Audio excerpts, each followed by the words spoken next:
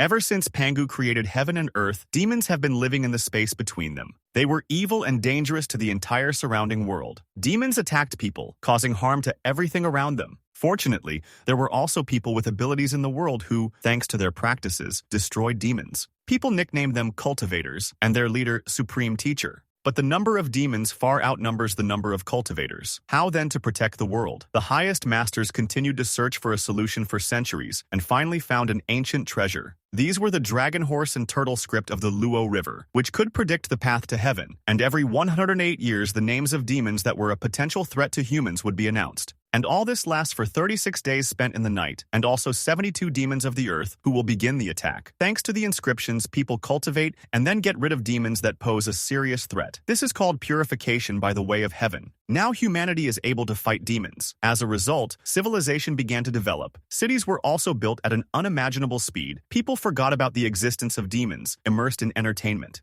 And if they did encounter something similar, they called it an urban legend. As for example, this happened in China, in the province of Pingyuan, in Yanwu. One cute couple was walking through the city at night. Having found a secluded corner, the guy stood opposite the girl and said that no one would see them here. But then an explosion went off next to them, and parts of the wall flew. The boys turned around in horror, and with fear in their eyes tried to understand what had happened. Here, through the resulting dust, the guy saw something terrible and creepy. Right in front of them was a demon in strange, tattered clothes, but with a very aggressive expression on his face. The guy was completely horrified by what he saw and couldn't even think for a while. The next second, it was as if he was struck by lightning. The guy fell, and the demon told the frightened girl in the corner that if she sat silently, nothing would fly at her. Well, out of nowhere, a guy came out and said that the bloody amulet demon should stop running because the guy wanted to return early. The enraged demon shouted out, asking who this guy even was and why he was chasing him. The guy found this funny and said that in any case, the demon didn't need to know his name. But the pompous moment was ruined by someone in the distance shouting the guy's name,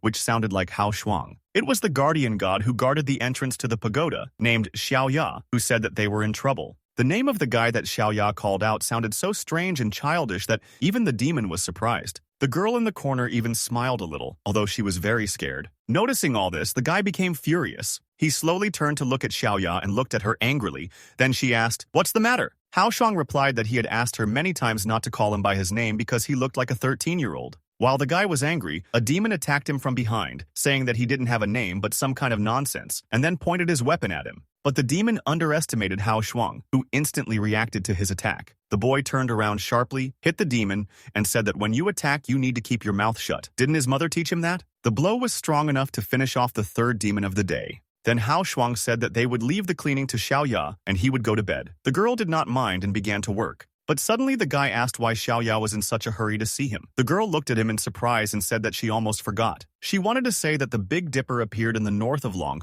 in the form of a human. Excited by this news, Hao Shuang immediately jumped up and said that he should have been told about this right away. But Xiaoya replied that she didn't know about his abilities and power, but the guy should be careful. Hao Shuang ran very fast, knowing that the Big Dipper had finally appeared so he couldn't let them get ahead of him. Moving around the city at night, he understood that if this happened, he would be left without his last pants. At this time, a couple, a guy and a girl, were having fun in a clearing near the river. But the girl turned out to be unusual and enjoyed the sweet soul of the 18-year-old boy. Her energy grew stronger and stronger, and she fed the boy with promises that soon he would be very pleased. This was the polar star or celestial comet, named Chin Katching. Eventually, the boy had no strength left, and in the end, he couldn't even talk. Chin Katching said that she would like to make amends, but it seems she will leave it for next time. But then someone rustled in the bushes, watching this picture. The girl turned around abruptly and asked, "Who is there?" From there, the shaggy Hao Shuang stuck his head out, saying that he had finally found her, a real cultivator. The upset and angry girl asked how he found her so quickly. Hao Shuang immediately started waving his hands and saying that he didn't want to kill her, so he shouldn't think too much. But the girl was already on edge and said that since he was so eager for death, then she would not hesitate. She released the spirits of other girls from herself and ordered them to drain the guy. But Hao Shuang seemed to have some kind of protection, and without even moving from his place, he said that he came without malicious intent. Chin Katching was surprised to see that the guy's body was protected by golden light, so it could mean that he was from Mount Qingqing. When she realized this, she started running while Hao Shuang tried to tell her that she had misunderstood. At this time, another couple was resting nearby in a secluded place among the bushes. The girl heard some sounds and told her boyfriend about them. Then she saw Chin Katching running and thought it was a ghost, after which she pushed the bewildered guy away in fear. Chin Katching ran away and thought about why the man from Mount Qingqing was looking for her. Was she his target? Then someone's hand grabbed her by her top, and a man's voice shouted that he had caught her. Hao Shuang asked the girl to stop and not run away, since nothing would come of it anyway. But she kept running, looking back at the guy, until she saw a tree in front of her. Hao Shuang tried to warn her and stop her by pulling on her clothes, but in the end they tore, and the girl flew into a tree. The guy awkwardly looked at the remains of the clothes in his hand and stared at the poor girl. And then, a little embarrassed, he said that he told her not to run away. Chin Katching lost consciousness, and Hao Shuang took her away while it was dark, after which she woke up in a strange bed after some time and was surprised. Rising from her bed, she asked what this place was. Hao Shuang looked out of the room and said that it was very good that the girl woke up, since he was just cutting up some fruit. This made Chin Katching very angry, and she jumped out of bed indignantly, wanting to speak out, but the guy was unperturbed. He only asked her to get dressed so that she wouldn't be in his sight. Chin Katching was embarrassed and agreed. Covering his eyes with his hand, Hao Shuang told her not to worry as he didn't see anything. Then the guy took a chair and placed it opposite the bed. He told Chin Katching not to rush things and just listen to him, and the girl was already waiting for the plate of fruits intended for her, so that it would be more pleasant to listen. Hao Shuang said that it should have happened about 2 months ago. At that time, he was working in electrical appliance repair. Thanks to his power, he was able to fix phones much faster and immediately understand where the problem was. He fed the processors with electricity, something that students without abilities were not supposed to do. But Hao Shuang was very good at it. Using his power, he activated multiple phones at once. At the end of his work, he was glad that everything had worked out for him. A man suddenly appeared behind him, saying that the guy was pretty quick at fixing things and that it was really cool. Because of this, the guy got scared because the man came unexpectedly and something didn't go according to plan. The man asked Hao Shuang where he got the frying pan from, and he actually hit the unexpected guest who had frightened him. The guy asked how the man got there, and he smiled and said that it wasn't difficult. With a bump on his head, the man asked if Hao Shuang would like to become his disciple. This proposal surprised the boy very much. Sitting down on the table, the man explained that Hao Shuang's ancestor from Lays was a servant of the evil thunder god who was killed during the purification of the heavens 900 years ago, and his servants were transformed into various beasts. Only Hao Shuang's ancestor was able to become a human and start his own family. The man knew he was right because the boy, upon hearing the news, wanted to pounce on him. But the man was no slouch, and with a simple technique he was able to defend himself against Hao Shuang's power. Moreover, this protective circle created a large shockwave that threw the surprised guy back. The man said that he needed to be calmer. Despite the beginning of a new stage of heavenly purification, he did not come for Hao Shuang's soul and did not intend to destroy him. The angry guy, who was immobilized by the magic disc, said that he had enough of the intrigues. The stupid Taoists have been persecuting them for decades. When will this end? The man replied that it used to be like that, but times have changed. Nowadays, the cleansing of the heavens has become a kind of competition, where everyone competes for the title of the highest mentor. The one who destroys the most demons will become the new ruler of heaven. But we can't go into details. All the guy needs to do is become his protege and win this competition, becoming the new highest mentor. Hao Shuang smiled ironically and said that everything was much simpler than he thought, and the man replied that now the boy should hurry up and turn to him as his mentor. The guy's friendliness was feigned, so he shouted that he was a demon. Could he really destroy his own kind to become some kind of heavenly ruler? The man replied that the guy could only catch them, and he would do the rest. And if Hao Shuang refuses, the mentor will destroy him. Then the guy asked why he should believe him. The man replied that once he became the highest teacher, he was called Zhang Bolin. But this is his middle name, because his previous name was Shu Rufeng. This news surprised Hao Shuang very much. The boy remembered the words of his grandfather, who said that the biggest regret in his life was that he could not wait for Shu Rufeng to return. Therefore, if he comes to the boy in the future, let him not refuse his requests, because this man was very kind to their family. Listening to his grandfather's last wish, little Hao Shuang cried. And then the boy realized that he had to become Hao Shuang's disciple, after which he bowed before his mentor, which was his duty. Chin Katching, listening to this story, asked how the highest master accepted the demon disciples, especially now he wants him to become the Lord of Heaven. It all sounded very complicated. The guy replied that he had already managed to catch 3 evil spirits of the earth, but she was the first from the polar star. The reason he told the girl all this was because he wanted to cooperate with her. If she refuses, the guy will have to lock her in. Now those 3 evil spirits are playing mahjong in a small toy house, and Chin Katching can easily join them. The girl tried to think calmly and tried to think of something. Attacking Hao Shuang was useless since he was protected. But then she thought, would he be able to cope with all her abilities? Then Chin Katching said that she wanted to join, but would the guy be able to satisfy all her needs? Hao Shuang asked what she needed. The girl replied that she was a demon who earned energy from boys, then asked Hao Shuang what her needs were, in his opinion. The guy understood everything and was a little embarrassed, and Chin Katching said that if he wanted her to cooperate with him, he had to defeat her first. Smiling seductively, she asked the guy if he could handle it, but he replied that he had no other choice anyway. But Chin Katching smiled wickedly, as she had managed to fool Hao Shuang, and now all that was left was to wait for his golden light to dissipate. But it didn't disappear. Moreover, the guy began to demonstrate it. Hao Shuang said that he had protection from the light, so he couldn't get rid of it, but they could try something else. The guy brought a glowing finger to the demon, and she couldn't believe that it glowed brighter than gold. After which the girl began to be filled with energy just like the phones in Hao Shuang's workshop. This energy could not be compared with anything, so Chin Katching said that she was ready to cooperate completely. But suddenly some strange shadows appeared outside.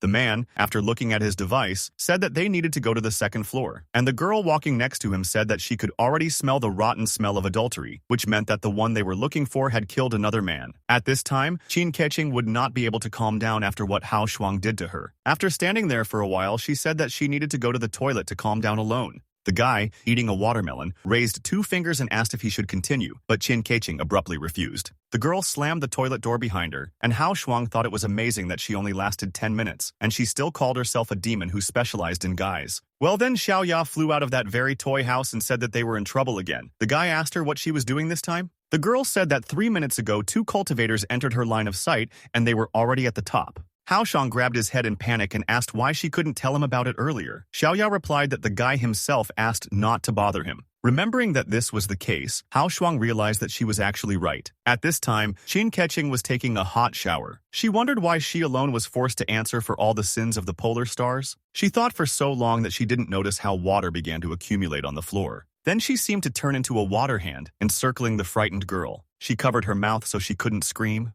It was all the work of that same cultivator who was watching her from the street. It was a water technique, the tomb of a demon, and the man was very happy to catch the demon. Then water began to leak through the closed window. She turned into a human silhouette who said that he didn't know how many men Chin Katching had already managed to harm, but he needed to eliminate her as quickly as possible. The girl began to suffocate as if she were in a water bubble. Watching all this, the cultivator smiled, but suddenly heard a voice saying that the man was good at handling water and asked if he could teach him. The man turned around and couldn't believe his eyes when he saw Hao Shuang standing next to him. Suddenly, a girl who had previously been water flew out of the window and said that she had caught the demon, carrying a bag with him. But suddenly, the cultivators raised their heads and saw Hao Shuang riding on a monster. The guy told the 2 of them not to rush. Smiling slyly, the man asked what would happen if they didn't listen to him. And then he used his technique, which is called the water portal. At the same second, both cultivators turned into water and, like hatches, began to flow into the portals. So they used the technique of displacement and ended up in another place. After that, they materialized again as ordinary people. Running from one place to another, they told the guy to forget about them, since he couldn't keep up with them anyway. Hao Shuang said with displeasure that he couldn't stand Taoists, but Xiaoya told the guy not to rush because she knew that catching the pole star was not easy, but she couldn't lose the highest mentor. Hao Shuang had no idea what to do now, as the book the old man gave him was too complicated. But after flipping through a couple of pages, he found something interesting. Having studied the theory, the guy began to apply the technique in practice, and it turned out to be quite difficult. It was a technique called Thunder Beam. Hao Shuang created a huge beam that swept through the entire city. At this time, the cultivators were saying that they thought that this guy was a mere mortal, but it turns out that they were wrong. But be that as it may, they completed the task, since it would not be possible to catch up with them anyway. But Hao Shuang suddenly appeared right in front of them, saying that they hadn't seen each other for a long time. The cultivators' looks had to be seen to appreciate the scale of their surprise. The girl recognized the thunder technique and asked who the guy really was. But while they were looking at the guy flying with the help of a huge beam, the cultivators crashed into one of the roofs. While they were coming to their senses, Hao Shuang asked if they should stop running away and return what didn't belong to them. The cultivator said that he didn't care what clan the guy belonged to since he was rude to them, so they wouldn't let it go. The girl added that it seemed like he couldn't wait for his end. But Hao Shuang, speaking on the phone, said that these guys were serious, and from the receiver came the message that the guy could act at his own discretion and explain himself to the old man later. Putting the phone in his pocket, Hao Shuang said he was ready to start. Radiating a huge amount of energy, the guy added that his fist was already really missing their faces. After learning the thunder techniques again, the cultivator guessed that the guy was from the Tian Mingguang clan. The girl admitted that they had indeed underestimated him at first. The guy was surprised because, in his opinion, Taoists can predict destinies, but now they are behaving like fools. The enraged girl shouted at Hao Shuang to stay away and pointed a huge jug of water at him. With its help, she created rootless waves and directed them at the guy. but he didn't even move from his place, only his fist began to flicker. Then he seemed to create something like a sword from this light, after which he shouted that he was returning everything that the girl had thrown at him and cut the stream of water in half with the help of energy. The water scattered in 2 directions, heading back towards the one who sent it.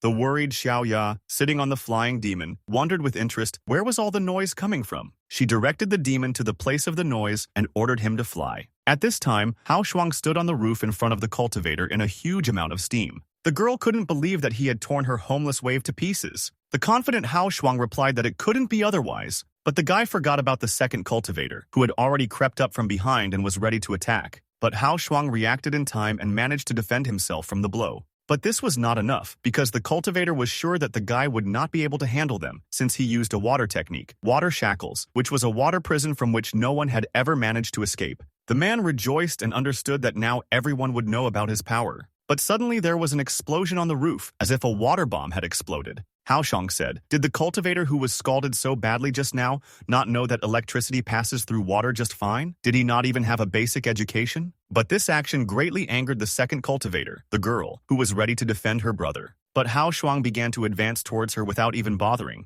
and then he simply touched the girl with both hands. She felt that Hao Shuang had excellent muscles, but this thought only lived in her mind for a moment. The angry girl couldn't forgive the guy for deceiving her, so she directed her power at him. But the same thing happened to her as to her brother. A huge explosion occurred. But then, Xiaoya appeared behind Hao Shuang, indignantly asking, didn't he understand that such a fuss would lead to unrest? They couldn't allow mortals to know about the existence of cultivators. Walking up to the body of one of the cultivators, the guy replied that everything would be fine, and then added that they should lock up those of yours. Hao Shuang rummaged through the man's pockets and found a small bag. Light poured out from it, and immediately flew into the house that Xiaoya was holding. She said that the guys from the other clan are starting to act, which is not very good, but it seems that soon the world will turn into a brutal massacre between clans. Hao Shuang said that it would be great, since he could beat up as many Taoists as possible. Turning the bag over, the boy saw water pouring out of it. Then he threw the bag away and, looking down, asked if everything was okay with the demon. Chin Katching replied that the guy could have turned away first and then let her go, since she was not in the best shape.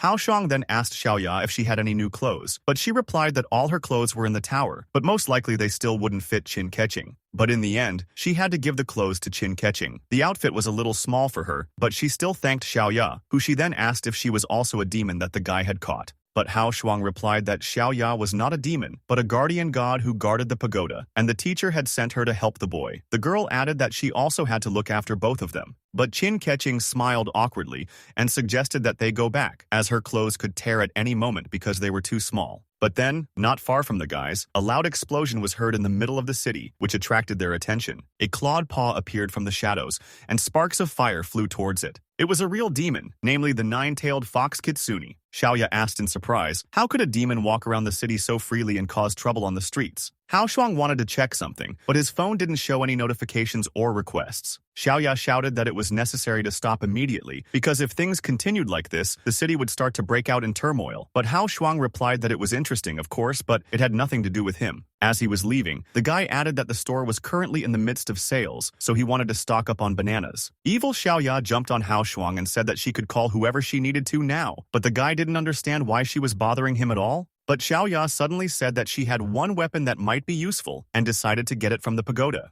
And then she got a brush in her hands which is capable of casting a kind of spell. So, thanks to it, you can do anything with the captured demon. Looking at the weapon, the boy asked doubtfully, would it work? Xiaoya replied that Hao Shuang didn't need to worry, since literally one time would be enough. But then Chin Katching's voice rang out, and she asked in surprise, isn't the pagoda used to destroy the demon? Why is this guy using the previous master's weapon? Xiaoya replied that the pagoda is called the Spiritual Treasure Pagoda, and it is passed down from generation to generation by the masters. After the death of the previous masters, all the weapons are stored in this pagoda, so they can sometimes be borrowed. Hearing this, Chin Katching sighed in surprise, saying that this was cool. Then Hao Shuang picked up a brush and decided to try it out. He thought about it because the last time he used such a brush XXX, he almost caused trouble, so now he needs to be more careful. The name of the brush greatly interested Chin Katching, but there was no time to think about it, so Hao Shuang waved his brush. At this time, the fox demon was running down the street and scaring people, but he seemed to be heading somewhere, stopping at the edge of the cliff.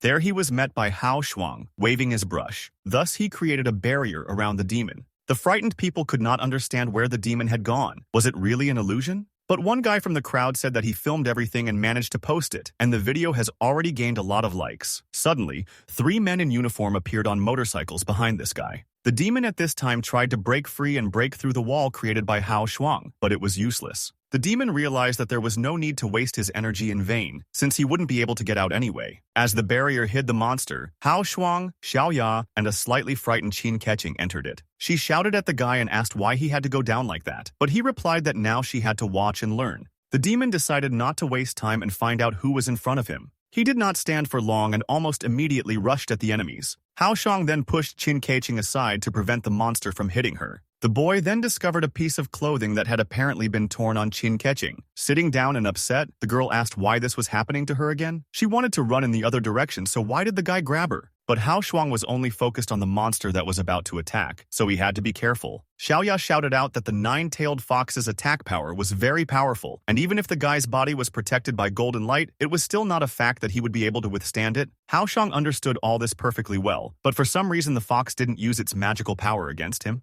Chin Katching suddenly saw blood in front of her, and then it dawned on her that it had spilled because of the fox, who had something under his belly. These were small blades that sealed the demon's magical power. Then Hao Shuang said that it was not for nothing that this fox was in the city center, and Xiao Ya suddenly said that someone was coming. The guy turned around and saw holes appearing in his barrier, and a moment later, 3 guys dressed as delivery men walked through it. They stood to the side, and another passage began to appear in the barrier. First, a beautiful female leg and a black heel appeared, and then a girl appeared, walked through the barrier, apologized and said that it was their fox. Then she gave the order and her subordinates rushed at the demon. Hao Shuang looked at these people and wondered why a cultivator would pretend to be a delivery man. A girl named Liu Yin replied that one of their branches is food delivery, so no one is pretending here. Looking at all this, Hao Shuang wondered, was the life of cultivators really so hard now that they had to work part-time as delivery workers? Liu Yin replied that it was not quite like that, and if the guy was free, they could meet sometime and discuss everything. Embarrassed by this proposal, Hao Shuang agreed, hoping that the girl did not have any other part-time jobs. Then the voice of the guys in uniform was heard, saying that they had caught a fox. But the demon did not want to give up and was able to escape quite easily. The frightened Hao Shuang noticed that the fox was heading straight for him, and Xiao Ya said that it was all because he was the one who cast the spell. Then, gathering his strength into a fist, the guy realized that there was nothing else left to do. But suddenly the fox seemed to stumble, getting hit on the head by a heel. The blow was strong enough to send the fox flying into the barrier and hitting its wall. Hao Shuang let out a sigh of relief as that heel could easily hit him. The girl with her leg raised up apologized for almost hitting Hao Shuang, but he replied that everything was fine. Then one of the guys took out a glowing bag and ordered the others to grab the demon. Here the lying fox began to glow and was pulled into this strange vessel as if by a huge beam. After that, one of the guys closed the lid. Then Hao Shuang asked, "Isn't the fox part of the pole star? Then why is it Liu Yin?" to further protect herself. But the girl replied, "Did Hao Shuang really think that they were planning to destroy the fox?" She explained that many of their clients like to play with such exhibits. Then the guy became interested and asked how it happened. Liu Yin smiled and replied that Hao Shuang could take a look himself. Handing over her business card, the girl told the guy to come if he wanted. The business card had a picture of Liu Yin on it and a caption saying that she was very beautiful and would brighten up the night. Then the girl suddenly pulled the business card out of the surprised Hao Shuang's hand and said that it was not it. Embarrassed, the girl handed over another business card from their club, which listed the address and number. Scratching the back of his head, the guy began to understand what was going on. Then he said that in that case they would go. Liu Yin replied that they could rely on them for the rest. After saying goodbye, the guys seemed to evaporate in a second, moving away from Liu Yin and her team. One of her workers said that they had already erased the memories of 86 people and deleted all the photos, and the girl, looking at Hao Shuang and the 2 girls in surprise, said that her subordinates should keep an eye on everything. Holding the disgruntled Chin Katching by the jacket, the guy said that they needed more members for the club. Soon they reached home. It was already late, and the windows were lit up in almost every apartment. Sitting on the bed, Chin Katching said that she would join Hao Shuang, but she had one condition. Coming out of the shower, the guy asked what these conditions were. Chin Katching shouted for the boy to help her find her sister. If she understood correctly, then it was that girl who took her sister. Looking at the demon in surprise, Hao Shuang asked, "Did she have a sister?" The girl replied that it was true, and 3 months ago she disappeared without leaving any traces. She had no enemies. She couldn't run away from home either, so she most likely assumed that her sister had been caught by these fools, just like that fox. Grabbing Hao Shuang's hands, Chin Katching said that if he helped her find her sister, then he could ask for anything. Because of the girl's sudden movements, the towel flew off the guy. Chin Katching felt very awkward and surprised that this happened. The guy picked up the towel and asked the excited Chin Katching what her sister's name was. The embarrassed girl replied that her and her sister's names were very cute together. Her name is Chin Katching, and her sister's name is Chin Kelling. The guy rolled his eyes, thinking that it was really cute and easy to remember. From then on, Chin Katching constantly pestered the boy with questions about her sister and her clothes, which again did not fit her. But Hao Shuang didn't react to this at all and played phone games, which made the girl even more angry. She had already thought that Hao Shuang was deliberately dressing her like this because of his imagination, but it was not like him. Moreover, she understood that even if she wanted something from him, she would not allow the guy to control her. Suddenly, her thoughts were interrupted by something, because cracks began to form on the ceiling, and then knives came out of it, cutting a hole. As soon as the passage was made, a man in a delivery man's uniform jumped out straight at Hao Shuang with 2 magic swords in his hands. Chin Katching immediately jumped up and wanted to warn the guy. But Hao Shuang reacted quickly and jumped away from the swords that were swinging at him. He jumped back to the floor and began to understand what was happening. And then, getting up, he kicked the enemy, saying that he had been waiting for him for a long time. Then 2 more delivery men crawled into the house through a hole in the ceiling, one of whom, mockingly, said that it was interesting that the guy didn't run away, even knowing that they were coming. Hao Shuang then asked if these guys wanted to silence him or make money. The guy in uniform replied that there was no correct guess because they needed people. If Hao Shuang knew the truth, then please let him give the banshee next to him, and they would let the guy live. At this point, Chin Katching shouted angrily, asking if he was the one who took her sister away. That day 3 months ago, she was wearing a blue top outside the Rongcheng shopping mall. But the delivery men just looked at each other in bewilderment. One of them suddenly said that they catch too many people every day, so they don't know who her sister is. Chin Katching looked angrily at the delivery man and, with tears in her eyes, muttered through her teeth that they were beasts. Then the delivery man ordered the others to attack. The guy could be destroyed, but the girl needed to be taken with him. The boys immediately began to carry out the command, attacking Hao Shuang. But as soon as he swung at him and struck, the guy jumped back and dodged. The delivery man caught the moment, realizing that the guy's body was in the air and that he needed to act. Now they'll see how Hao Shuang can handle their attack. The guy's cry rang out, saying that he couldn't avoid the blow now, which greatly frightened Chin Katching and Xiao Ya, who appeared. The blow actually landed right on Hao Shuang, who was sent flying to the side. But he didn't fly for long, because the beam that hit the guy seemed to break into pieces. Hao Shuang himself was shocked, as it seemed that the golden light could restrain the anger of these people. The surprised delivery man, after seeing the golden light and the Guangbang body, asked, "Is this really a guy from Mount Longhu?" Hao Shuang stood up, stretching his arms, and said that the delivery man had just had a great time chasing him, so now it would be the other way around. But the delivery man replied that there was a misunderstanding, and this was all a misunderstanding. He also added that he wanted to be friends with Hao Shuang, but the guy, while hitting the delivery man, said that he didn't need it. Eventually, Hao Shuang and his small company of Chin Katching and the delivery man reached the huge house where the demon sister was supposedly located. Hao Shuang noted that there were quite a lot of people, so it wouldn't be difficult to get in. And the tied-up delivery man slyly said that the guard at the door wouldn't notice them. Then, Chin Katching grabbed the delivery man and asked where her sister was being held. He replied that he really didn't know, but all the demons he had captured were on the 2nd floor. But the only way to know for sure was to check it out for yourself. Then the next second, Hao Shuang and Chin Katching walked towards the house and told the delivery man to open his eyes more often while his face was on the stone wall. As soon as the boys entered the mansion, they were greeted by girls in beautiful costumes in a place called Yunjian. Looking at this strange scene, Hao Shuang thought for a moment and squatted down. Chin Katching asked what Hao Shuang was doing staring at the girl, and the guy pointed out that the girl's suit was too thin and could easily tear. Then, Chin Katching grabbed the guy by the ear and pulled him aside, saying that now was not the time and that they needed to get down to business. Walking further, the guys found themselves in a club, on the stage of which cute girls in the same beautiful costumes were dancing. Chin Katching kept looking around, feeling awkward in this place, while Hao Shuang felt quite comfortable and supported the dancing girls while watching the show. Suddenly, Chin Katching turned to the guy and asked him with displeasure, when was he going to save the people on the 2nd floor? Hao Shuang replied that there were many ordinary people there, so security measures should be taken to catch the right moment. Here, Chin Katching noticed a familiar girl accompanied by security. It was Liu Yin. At this moment, when Hao Shuang noticed her, he realized that he shouldn't attract her attention and pounced on Chin Katching, feigning an embrace to cover himself and her. Liu Yin was talking to someone on the phone and added that she would be at the door soon.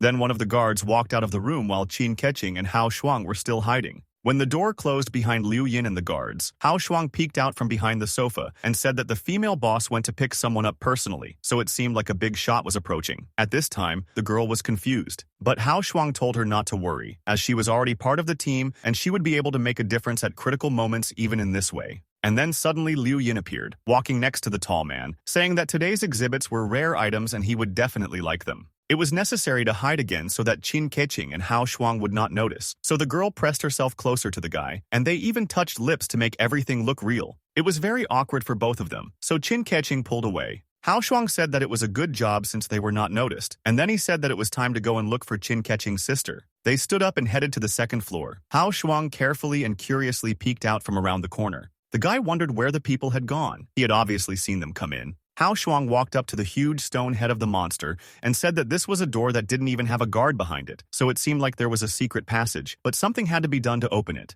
Then Hao Shuang began to look for a secret door in the wall, while the girl leaned against the stone head and, not believing in success, said that, alas, they were very close. They had to go further now, but there was nowhere to go. But suddenly the stone head moved and licked the girl, which left her in shock. Chin Katching immediately jumped back and assumed a fighting stance, preparing to defend herself. The head laughed and said that she could not help but touch such a fragrant girl. Chin Katching was scared and hid behind the guy, and he replied that it turned out that the agency was just a stone ghost. But the head responded with resentment that Hao Shuang himself was a stone ghost, and she was an ancient stone guardian. If the guys want to get to the secret floor, there is only one way, through the mouth, but as a security guard, he will not dare to do this and will not let anyone in. But Hao Shuang walked up and with one movement of his hand, opened the surprised guardian's mouth, telling Chin Katching to go first. Then the guardian closed his mouth with all his might and ordered him to move away from him, and Hao Shuang noticed in surprise that he was biting. The boy then turned to the keeper and asked, "How about making this easier? They have an emergency that needs to be overcome." But the evil keeper ordered them to get away from him.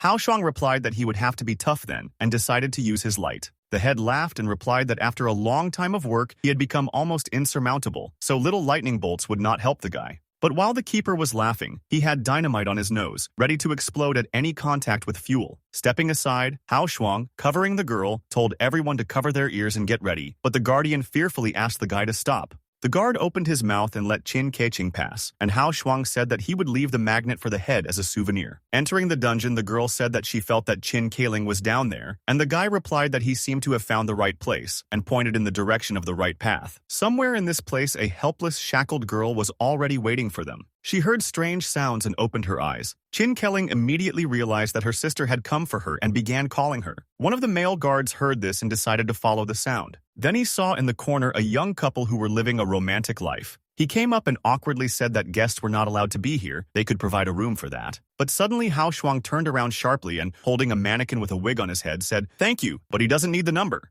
The surprised guard did not understand what was happening, when suddenly Chin Katching appeared behind him, raising a bat over the man. After doing his job and grabbing the guard, the guy tied him up and took his clothes to look appropriate and attract less attention. Chin Katching asked where they were going now, and the guy took out a pass card and replied that they were going to go where there were more people. Pointing to one of the guarded halls, Hao Shuang introduced Chin Katching as a guest and kindly told her to come into the hall. They were let through and then went to an auction that was already drawing to a close. On the stage stood a girl and 4 cages with closed goods in them, which, according to the girl, are very valuable for collecting in games. The relevant information is displayed on the screen in front of the viewers so they can view it. The start of trading was in 1 minute. Looking at the scene in surprise, Chin Katching asked what was going on, and the guy looked away. He watched the strange guests sitting in the hall. While the guy was looking at them, they started putting exhibit number 1 up for auction. Everyone in the room looked creepy and strange. Their eyes showed that they were rich and loved exotic things. Moreover, Hao Shuang noted that there were many spiritual cultivators here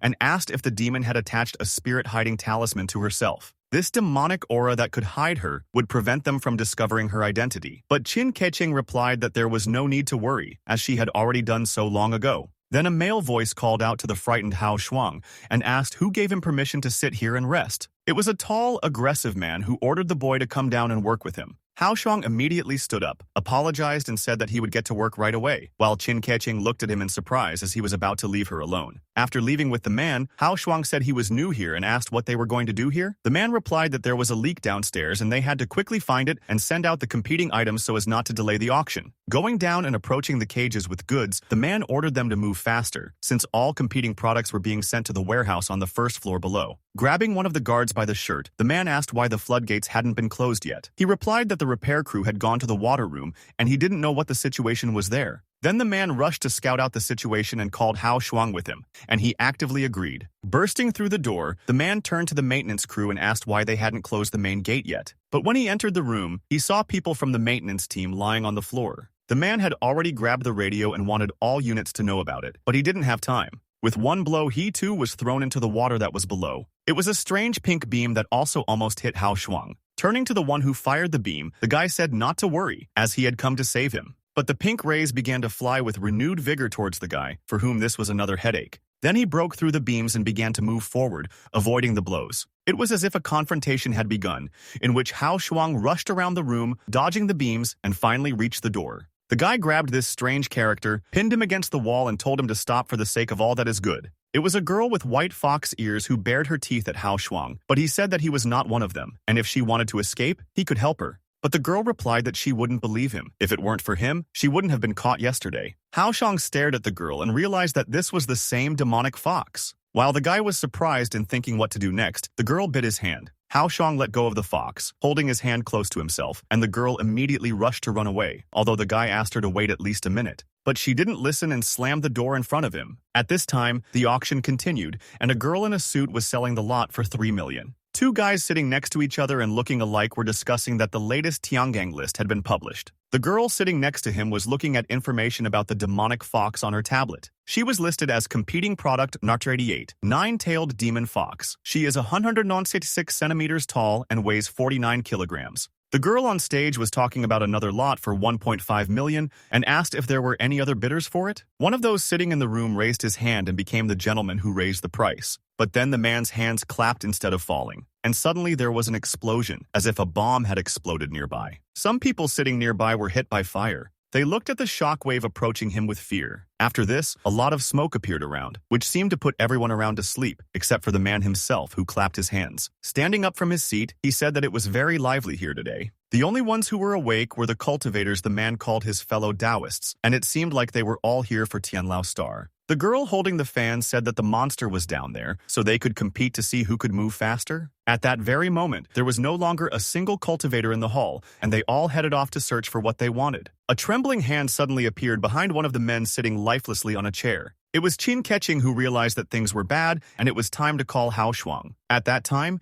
he was trying to open the door, which the fox had slammed shut. Eventually, his hands started to hurt, and the boy noted that the door was too strong. Then he noticed a crack in the wall and thought that he should bring Xiaoya here so that she could break it with any weapon from Linglong Tower. But the guy could handle it himself. He just had to remember that he had to control the force well, otherwise the bones might not be able to withstand it. Hao Shuang touched one hand to the other and began to use his power. Looking confidently at the obstacle in the form of a wall, the guy knew what he was going to do. After that, his arm increased in size, his skin color became dark purple, and large muscles automatically grew. He put his hand to the wall and power in the form of an electric current began to flow from it. This way, he didn't have to put in much effort to break the wall. Rubbing his arm as it returned to its original position, the boy thought that he needed to exercise more. But suddenly, behind the wall, he noticed something that came as a surprise to him. A girl was hanging in front of him and asked in surprise, "Who is he?" Hao Shuang pointed at the girl and started shouting that she was Chin Kelling. The girl asked in surprise, "How did he know her?" The guy replied that he was just looking for her and added that she should not twitch so that it would be easier for him to free her. But suddenly the girl's legs fell down and the guy hit her, justifying this by the fact that he could not yet use his right hand. But the guy didn't want to give up and decided to try something to free the girl faster. Chin Kelling was not happy with the guy's sloppy actions and she pinned him down with her legs. But, in the end, the last belt was unfastened and the girl was free. Hao Shuang grabbed her, threw her over his shoulder and said that they needed to go out first.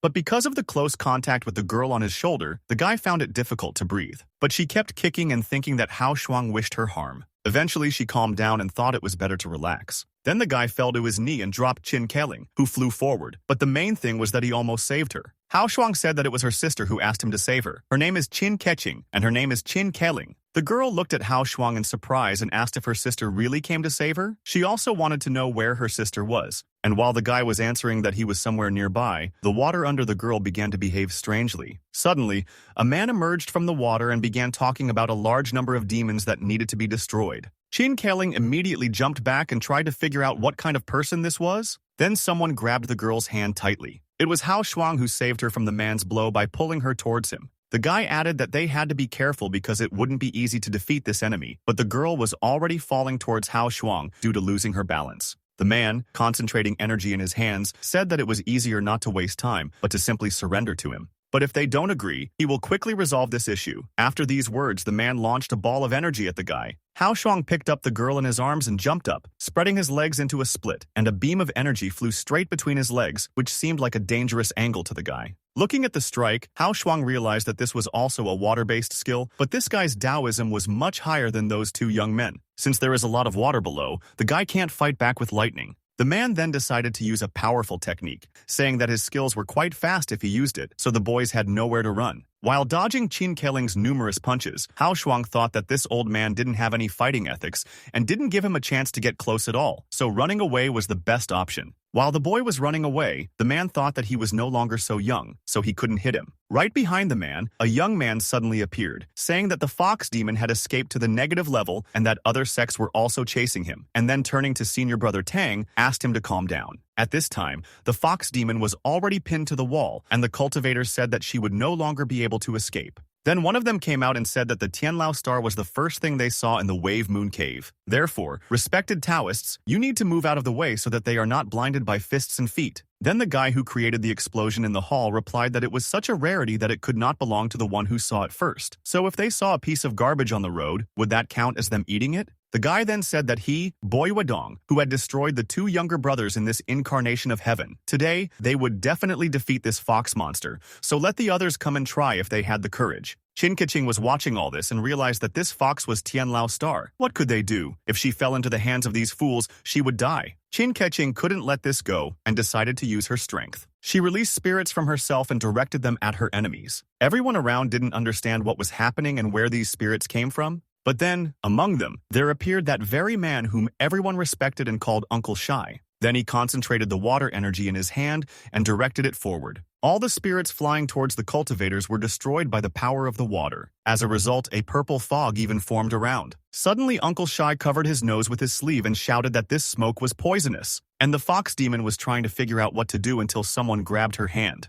It was Chin Katching who started to take the fox demon away. The cultivators noticed this and shouted at her not to let her escape. One of them used his power to launch balls connected by chains at the girls. They quickly caught up with the girls and spun around their legs, preventing them from running any further. Falling asleep from her own smoke, Chin Katching realized that she didn't have enough time to escape, so she could only wait for Hao Shuang. But suddenly the ground on which the demons lay began to crack. Then it completely failed and the surprised girls fell down. Hao Shuang and Chin Kelling were standing next to them, looking at the girls in surprise. Chin Kelling immediately recognized her sister, and Chin Katching stared back at her in surprise. Then they rushed into each other's arms. Chin Kelling said that she thought she would never see her sister again, and she replied that she was still a stupid child, and she would definitely find her. And Hao Shuang said that he also wanted to drill a hole directly and escape. Why did they encounter this fox demon? But then Hao Shuang ordered the sisters to quickly close their noses and not inhale. A purple mist appeared around them again, and from above someone spoke of desire and women. Raising his head, the guy noticed in the hole that had broken through under the girls a large number of bewitched cultivators who could think of nothing else but women.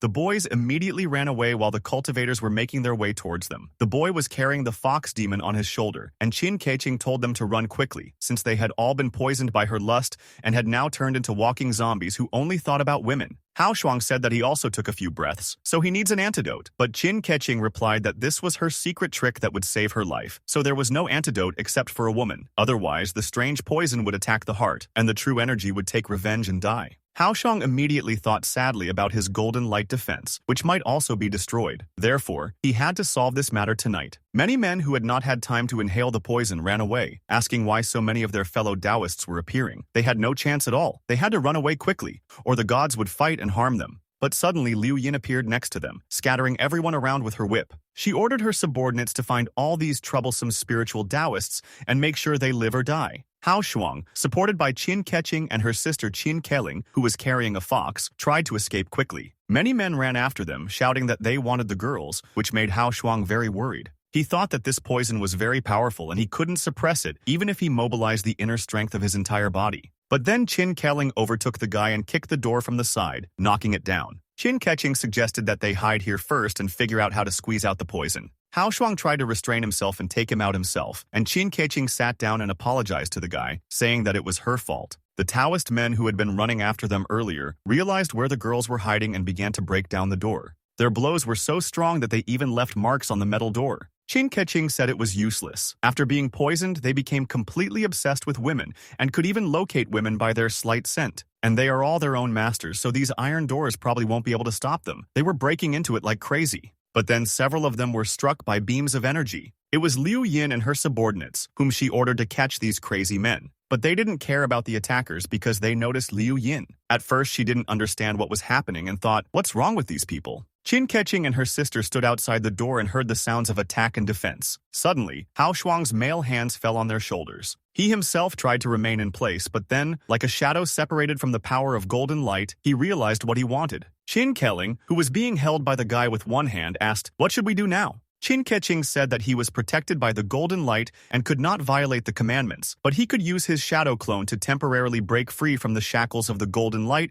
and neutralize the toxins. This trick is really wonderful. Then Chin Katching pulled the guy towards herself and told him not to touch her sister, since she would do everything herself. The guy's hand already tore Chin Katching's clothes as if out of habit. Chin Kelling felt awkward at what she saw, but she knew it had to be this way. Chin Kelling was a demon who had been hiding in the city for a long time. Although she doesn't have parents, she still lives a very happy life because she has a sister who loves her very much and takes care of her. For Chin Katching, her sister is the most reliable mountain to hide behind. But what if this mountain falls or is in danger? She looked in surprise at the beam that hit the mountain. She was afraid that something might happen to her sister. She always helped her and saved her. And even now, she still did it to protect her. It doesn't matter what purpose drives her, personal gain or protecting Chin Kalling's interests. But she always explodes when she needs something to get to her goal, and that's really cool. After some time, Hao Shuang woke up and tried to understand what happened. Next to him, he saw Chin Kelling covering her sister with a warm sweater. Hao Shuang immediately jumped up and asked what happened to Chin Katching, because he himself did not remember anything. But Chin Kelling replied that she had saved Hao Shuang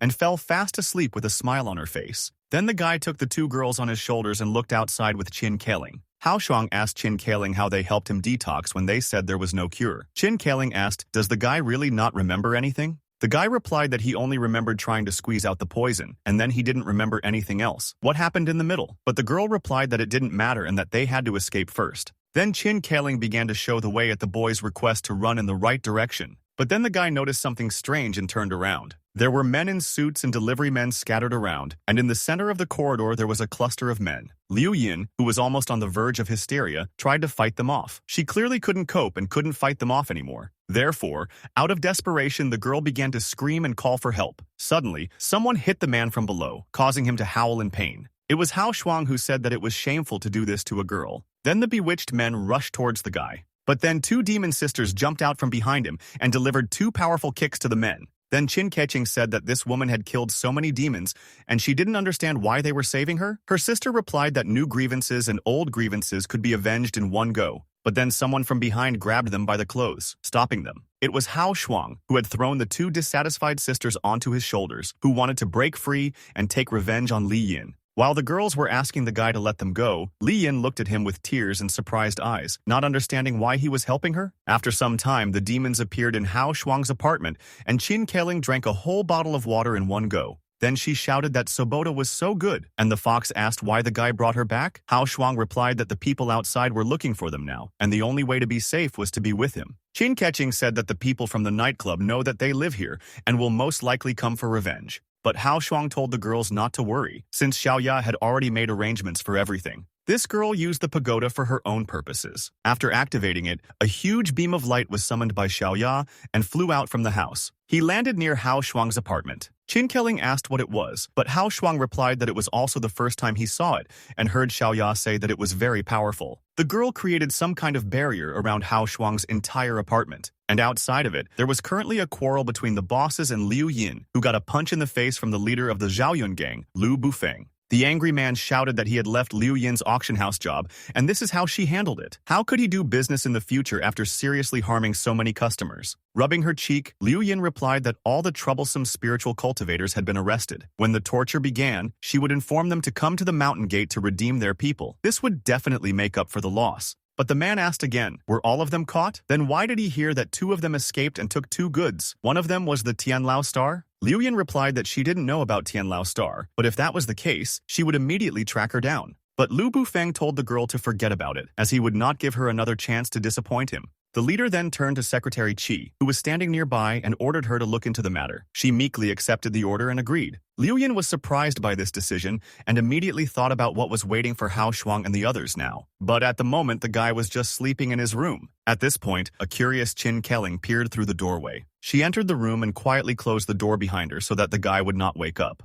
She looked at the guy and thought that this man looked so ordinary. Why couldn't even her sister, who had countless connections, resist him? The girl decided to crawl under the blanket and check if his body was really as beautiful as her sister told her. Her sister never let her touch men or even fall in love, but she also secretly watched a few movies. That's not too far-fetched. Next, Chin Kelling began to shine a flashlight onto the guy's body, and then she saw that it was really unusual and very good. Suddenly, the sleeping Hao Shuang crossed his legs over the other, pinning Chin Kelling to the bed. Then he felt a strange movement under the blanket and woke up. He looked forward and realized that there was a girl under the blanket who was shaking with fear because she had been exposed. She froze in fear, trying not to move because she was very embarrassed. This picture puzzled the boy very much, and he just looked at his blanket for a couple of seconds. Then he fell on the pillow and said that he was very sleepy, so she should also go to her room and let him sleep. Then Chin Kelling very carefully crawled out from under the blanket and walked down to the floor, after which she left everything as it was and closed the door. Standing outside the door, she thought about what had happened. And then she started having a little hysteria because she was incredibly ashamed of her actions, and she was even more disappointed that the guy had exposed her secret. Suddenly,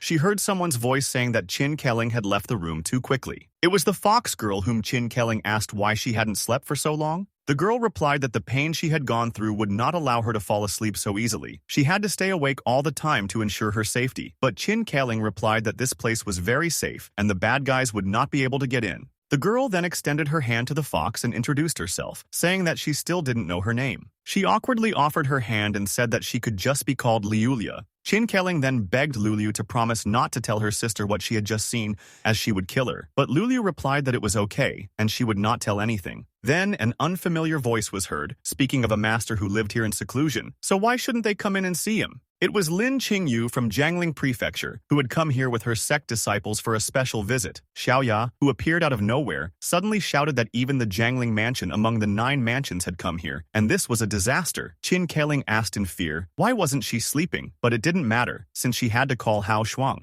He immediately ran out of his room, and a sleepy Chin Katching came out after him, asking what was the matter. Xiaoya explained that the various cultivation sects in the world have a total of 3 mountains, 9 mansions, and 21 caves. The 9 mansions can be seen as the stronghold of the cultivation world. And the one who came to her, Lin Qingyu, is the eldest lady of Jangling Mansion. If they can't handle this, they will cause big trouble. The man who was observing the situation reported that no matter whether they entered or flew in, they would be trapped in an illusion. The level was very high and difficult to break. Xiaoya guessed that was why they were hesitant to rush in. Blessed land of the boundless heavens, a secret place where spiritual cultivators live, used to absorb spiritual energy, preserve the truth, and protect against enemies. Therefore, Hao Shuang relaxed and decided to go back to sleep. But then it was as if something exploded behind the guy. The boy turned around and asked, what's going on? Didn't he just hear from Xiaoya that they couldn't get in? Xiaoya replied that what Lin Qingyu just used was not a spiritual cultivation technique. It was a large cannon that the girl used to break the barrier. Then Lin Qingyu shouted out that she was just saying hello, so it was very weak. Next time it will be for real. One of the men asked if any of the residents would alert the police, but the second man replied that there was no need to worry, since all mortals within a 300-meter radius were already unconscious. Hao Shuang suddenly thought that if rocket launchers were used, then could it be that all the spiritual cultivators of this generation were so disrespectful of military ethics? Then suddenly Lin Qingyu shouted that she would count to 3,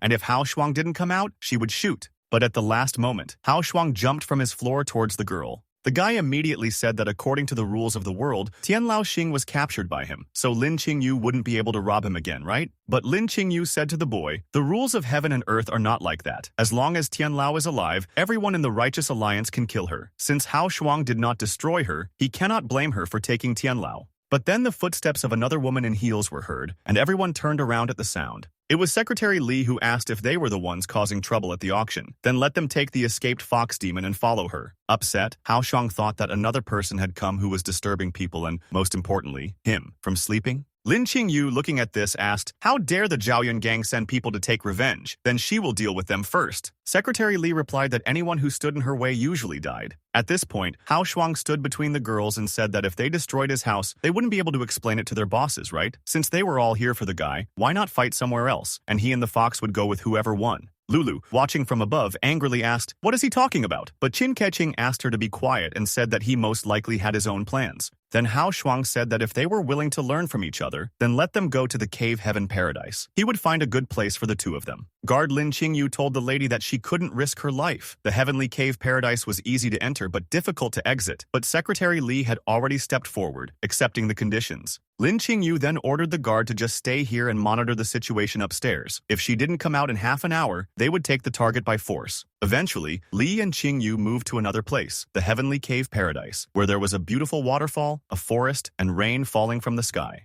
Qingyu asked how the guy found this place. Li stood quietly, taking off her jacket, but Hao Shuang clapped his hands and replied that the circumstances didn't matter, and it was time for these two to begin. Taking out two handles, Li asked her opponent where her weapon was, but the girl replied that to deal with bugs like her rival, bare hands were enough. Hao Shuang acted like a referee and commented on every action of the girls, which Lin Qingyu didn't particularly like. Then Li suddenly transformed the handle into a huge scythe, saying that everything would be according to the rules. In any case, it will all be over soon. And after her words and after one of her thoughts, an explosion was heard in the distance. Seeing this, Hao Shuang was surprised and said that it was too powerful and the second girl should worry. Then she decided, out of respect for her opponent, to use a weapon. Hao Shuang looked at this with skepticism, as he knew that Lin Qingyu was simply scared, so she decided to use a weapon. A huge spear appeared in the girl's hands. Li immediately attacked her rival with her scythe. At this time, Lin Qingyu's subordinates were wondering what kind of treasure was Hao Shuang selling in his apartment. Xiaoya also said that if they haven't returned for so long, something might have happened. Chin Katching said to wait, and Hao Shuang will come out soon. But Xiaoya shouted out that this was a big world and a formation that she had created, so they had to hurry up and save the people. Some sounds were heard below and the girls looked down to understand what was happening. The people from Jangling Mansion asked threateningly who would dare to make the mistake of attacking them. And suddenly, out of the darkness, people appeared who looked like ninjas, with blades and masks, easily dealing with everyone who stood in their way. At this time, Lin Qingyu and Li were still fighting each other. Qingyu didn't understand how this weak girl dared to challenge her, but then Li's hammer almost caught up with his opponent and almost hit her on the head. She managed to jump back and raise her weapon over her head, but she dodged so hard that she fell backwards and leaned on her spear to keep from falling. Li took advantage of the moment and swung her hammer again. This time she was able to hit her opponent right in the back. It was a strong blow that caused great damage to the girl. Hao Shuang was delighted, shouting that this move was truly brilliant. Li raised her hammer over Lin Qingyu and said that it was over, swinging it at the girl. But she was not going to give up and decided to use an ace up her sleeve. She suddenly burst into flames and her opponent was thrown back by the shockwave. But she landed on her feet and suddenly added that Qingyu still had the strength to resist. But this time the girl really felt ill because her strength was running out. She eventually fell to the ground in front of everyone. Li rushed towards her, determined to deliver the finishing blow. But her hand was intercepted by Hao Shuang, thus stopping the girl. Lin Qingyu raised her head and asked, "Why is this guy protecting her?" Turning back to the girl, Hao Shuang replied that it seemed like she had lost, and he was saving her life while she was falling behind him. But Lin Qingyu replied that everything still depended on the guy and whatever he decided, that's how it would be. Suddenly, as if from nowhere, Li appeared and swinging her arm, said that then she would help the guy destroy Qingyu. But suddenly, both of them were touched by Hao Shuang's index finger, shining with light. The girl was immediately thrown back by a huge shockwave, and the guy said that it was a duel, and everyone saw that the three of them entered, which meant that the three of them should return. While the boy was blowing on his fingers, Qingyun rose from the ground and said that the boy had made a plan from the beginning to help the defeated one kill the other. There was no need to worry about being searched for, and the fox could be saved. It was indeed a flawless strategy if Li was destroyed, but she had her own trump card. Looking at the girl in surprise, Hao Shuang thought that it was no wonder that after wearing kankukao, his mouth fell apart, and Li had already begun to extend her long tongue, like a lizard, towards her opponents. The tongue wrapped around the surprised guy's leg. The girl then pulled Hao Shuang towards her, and he flew into the air, controlled by the tongue wrapped around his leg. When the boy was almost close enough, Li swung her hammer to strike. But Hao Shuang managed to duck in time and miraculously avoided the blow. The boy jumped back and found himself at a distance behind Li. He thought to himself that it was close, and he almost got seriously injured. Suddenly, Li let out her sharp tongue and pointed it at the guy. Her ziki wrapped around the arms and legs of the surprised Hao Shuang. At that very moment, she pulled the guy towards herself. At that moment, Hao Shuang thought that this time it was the end and he couldn't do anything. But then an idea came to his mind and he remembered that he had something else. It was some kind of jetpack, flying with the help of fire boosters. The guy pointed this strange thing towards Li. The weapon flew straight to the target and hit the girl. The impact sent her flying back several meters. She let go of Hao Shuang as he fell, and he fell to the ground. Looking at the scene in surprise, Lin Qingyu thought, what kind of hidden weapon was this that suddenly appeared and then disappeared? Moreover, why did she feel a little uneasy in her heart, even though she didn't see clearly what happened? Li sat up, clutching her head, which was sore from the blow, and said that she couldn't believe that this had happened to her. Her hatred frightened Hao Shuang, and he cowered, saying that so far there were no serious consequences. Then a voice came from the sky and Xiaoya appeared, asking Hao Shuang what happened here. After landing, she added that a group of people suddenly came to them, destroyed the people in the Jangling Mansion, and took Chin Kelling and the others away. Hao Shuang immediately shouted in surprise, how could they catch them? Xiaoya replied that she also didn't know what happened to the barrier, but fortunately, she quickly hid. Otherwise, she would have fallen into their hands herself. And when Hao Shuang and Xiaoya wanted to leave, Li gathered a huge amount of energy and slammed him into the ground, breaking it into pieces and adding that she didn't want to let anyone go. This wave hit Xiaoya and she was sent flying to the side. It was a blow strong enough to seriously injure the girl. Hao Shuang was very afraid for Xiaoya, and his eyes were filled with rage and fear for the girl. But Li, looking up at the guy, said that it was his turn now. But then a fist appeared next to her face. It was Hao Shuang who instantly reacted and hit Li with all his might, who did not expect such a reaction. The girl felt how dear Xiaoya was to Hao Shuang, as this blow was of terrifying power, and the guy's speed was unimaginably fast. Hao Shuang had no intention of stopping and continued his attack. He was ready to take out all his anger on Li, who had injured Xiaoya. He finally stopped, his fist dripping red liquid mixed with dirt and dust. Li lay on the ground with her eyes closed and did not move. Here, Lin Qingyu, holding Xiaoya on her lap, called out to the guy and said that the girl was still breathing and needed help. Running to Xiaoya, Hao Shuang kneeled down worriedly and said that if Xiaoya couldn't wake up, he said that they wouldn't be able to get out of this place. This information surprised and scared Lin Qingyu. But that wasn't the end of the battle, as Li once again gathered her last strength and energy, saying that she wouldn't let any of them go. Hao Shuang looked at the enemy and said that like a real guy, this time he would make it so that the girl would not be able to stand up at all. But Li had already directed her powerful energy at Hao Shuang. It was like a huge wave of darkness coming towards the boys. Lin Qingyu immediately realized that this was poison that was coming towards them. Everything that was swallowed by the poisonous fog died. Even flowers withered under the influence of this poison. The boy realized that this thing was too poisonous, and Lin Qingyu had already rushed into the thicket, shouting that they needed to get out of here quickly. As she ran away, she shouted at the guy to quickly dispel the illusion. He replied that it was not he who had created this paradise, and he himself could not get out. Then, out of the fog, a huge hammer of Li flew out. It hit Lin Qingyu, knocking her down. Noticing this, Hao Shuang stopped and decided to help the girl. She fell and asked for help as the fog swallowed her. In the end, only her hand remained outside the fog, and when the girl was ready to say goodbye to life, someone grabbed her hand. It was Hao Shuang who pulled Lin Qingyu out of the fog. Throwing the girl over his shoulder, Hao Shuang began to ask her to wake up quickly. But she didn't wake up, and Hao Shuang carried the two girls again to escape again. Li noticed that the guy was running pretty fast, but he couldn't escape her grip. And before she disappears, she will manage to make the guy disappear with her. Hao Shuang continued to run and found the entrance to a large cave. After laying Xiaoya down more comfortably, Hao Shuang thought that it would probably take this girl some time to wake up, so she should hide here to avoid meeting that monster. But there was another rather big problem. It was Lin Qingyu, who was immediately pulled out of the fog by Hao Shuang, but the poison had entered her body. Her soul had already been absorbed, and she would leave this world in no more than half an hour. As Hao Shuang lifted the girl up, he thought that if the eldest lady of the Jangling Mansion died in his illusion, she wouldn't be able to escape even if she jumped into the Yellow River. Realizing this, the boy decided to take a risk and cure the girl himself. He remembered Zhang Bolan's words that Taoism is divided into 5 elements, and the power of demons is also divided into 5 elements. A spiritual practitioner is essentially a blank sheet of paper and can cultivate all 5 elements or even double or triple cultivation. Since the boy was born with the power of thunder, it is therefore the most suitable. But if he wants to grow, he must break the shackles and achieve double development of both methods. But the boy replied that it was very difficult and his body could not withstand it. But Zhang Bolan replied that the boy would have to face too many enemies in the future, and they were too dangerous. Only by practicing new techniques could he protect himself from them. Moreover, the fire method he teaches Hao Shuang is not only for attack, but can also drive out evil spirits, which is what the guy decided to do now. The power of the fire was unusual for Hao Shuang, and his body felt like it was burning from the inside. The guy put his hands on the girl's back, neutralizing the poison. Lin Qingyu felt a surge of strength and was clearly getting better, but it was so hot that her clothes on her body began to burn. Hao Shuang held on with all his might and asked the girl to just wait a little longer, and everything would be fine in no time. At this point, Lin Qingyu coughed as she came to her senses. She continued to cough while Hao Shuang was happy that he was able to extract the poison from the girl. Opening her eyes and looking at her hands, Lin Qingyu asked in surprise,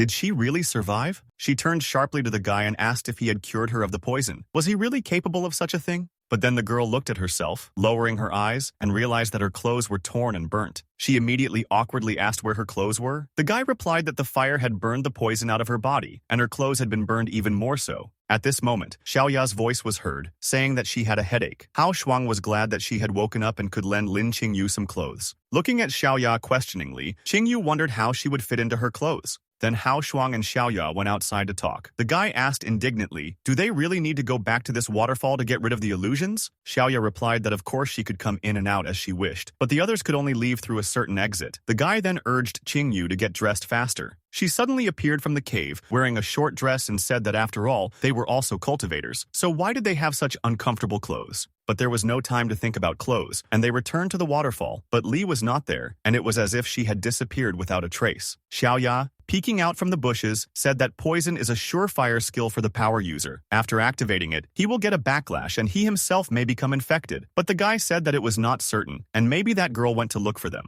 Then Qingyu asked in a rage, could Hao Shuang not find her some more normal clothes? Xiaoya showed up with a leaf bikini and said she bought it specifically when she went to Comic-Con last week. If Qingyu didn't like her clothes, she could just take advantage of that. But when she imagined herself in this outfit, the girl proudly said that she was Lin Qingyu from Jangling Prefecture and would not wear such a thing. But Hao Shuang said that she could try it because it would definitely look cooler. But the offended Qingyu replied that the guy shouldn't even think about it. She would never dress like that, it was shameful. But Hao Shuang said he was joking. Why was she panicking so much? Xiaoya calmed down the two conflicting guys, and then they all rushed to the place where they came from, so that Xiaoya would immediately open the passage. The girl folded her hands in order to use a technique that would dispel the illusion. But then 3 already familiar languages flew out of the dust. They were all aimed at Xiaoya, who became frightened and decided to stop. But right in front of her, an enraged Hao Shuang suddenly appeared and grabbed 3 tongues at once. He pulled them towards himself, as if pulling their owner towards him. But they were so long that it was difficult to pull the girl out of the dust. But suddenly it turned out that it was not Li, but a huge worm with a large toothy mouth. Hao Shuang asked in fear, "What is this?" And Qingyu replied that this is the true essence of Li. At this time, Xiaoya shouted that the channel was open and we could escape from here.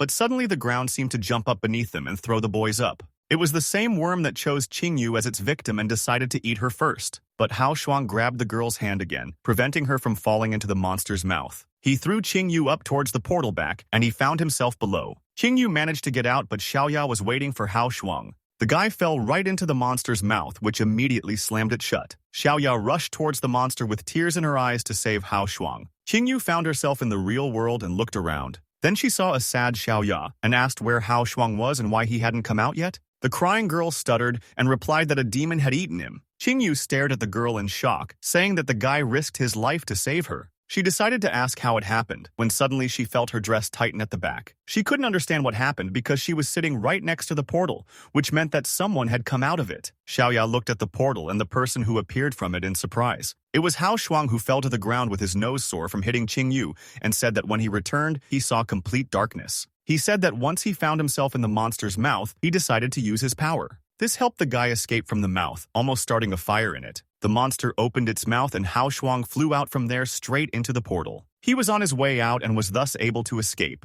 Xiaoya asked, "What does it mean that the guy used lightning to swell the insect demon's mouth? Then he escaped before the passage disappeared." Hao Shuang replied that he wouldn't have been able to escape if he had escaped a moment later. Looking around, the guy saw many men lying on the road and asked how someone in a nightclub could be such a master. Qingyu replied that it was not the Zhaoyun gang that did this, but the Tang sect, known as Tangmen. She was high in the mountains where no one could reach them. A servant of the master came to his chambers and said that the Tang clan could no longer hold back and had already taken action against Hao Shuang. The master replied that it was necessary to wait, since the power was hidden in the darkness. For those cultivating spiritually in the world, besides the 3 mountains, 9 mansions, and 21 caves, there is another alternative. This is the first organization, and although they also hunt demons, their methods are much more dangerous and brutal. The goal of hunting monsters is actually to capture the monster's core and upgrade the goo elixir. Hao Shuang asked what a goo pill was. Xiaoya replied that inside each demon there was a demon core that embodied all the characteristics of the demon. Different demon cores could be tempered to produce elixirs with different effects. Qingyu added that according to legend, the demonic core of Gan can be tempered to create Wutian Dan goo. Using it can lead to the destruction of heaven and earth.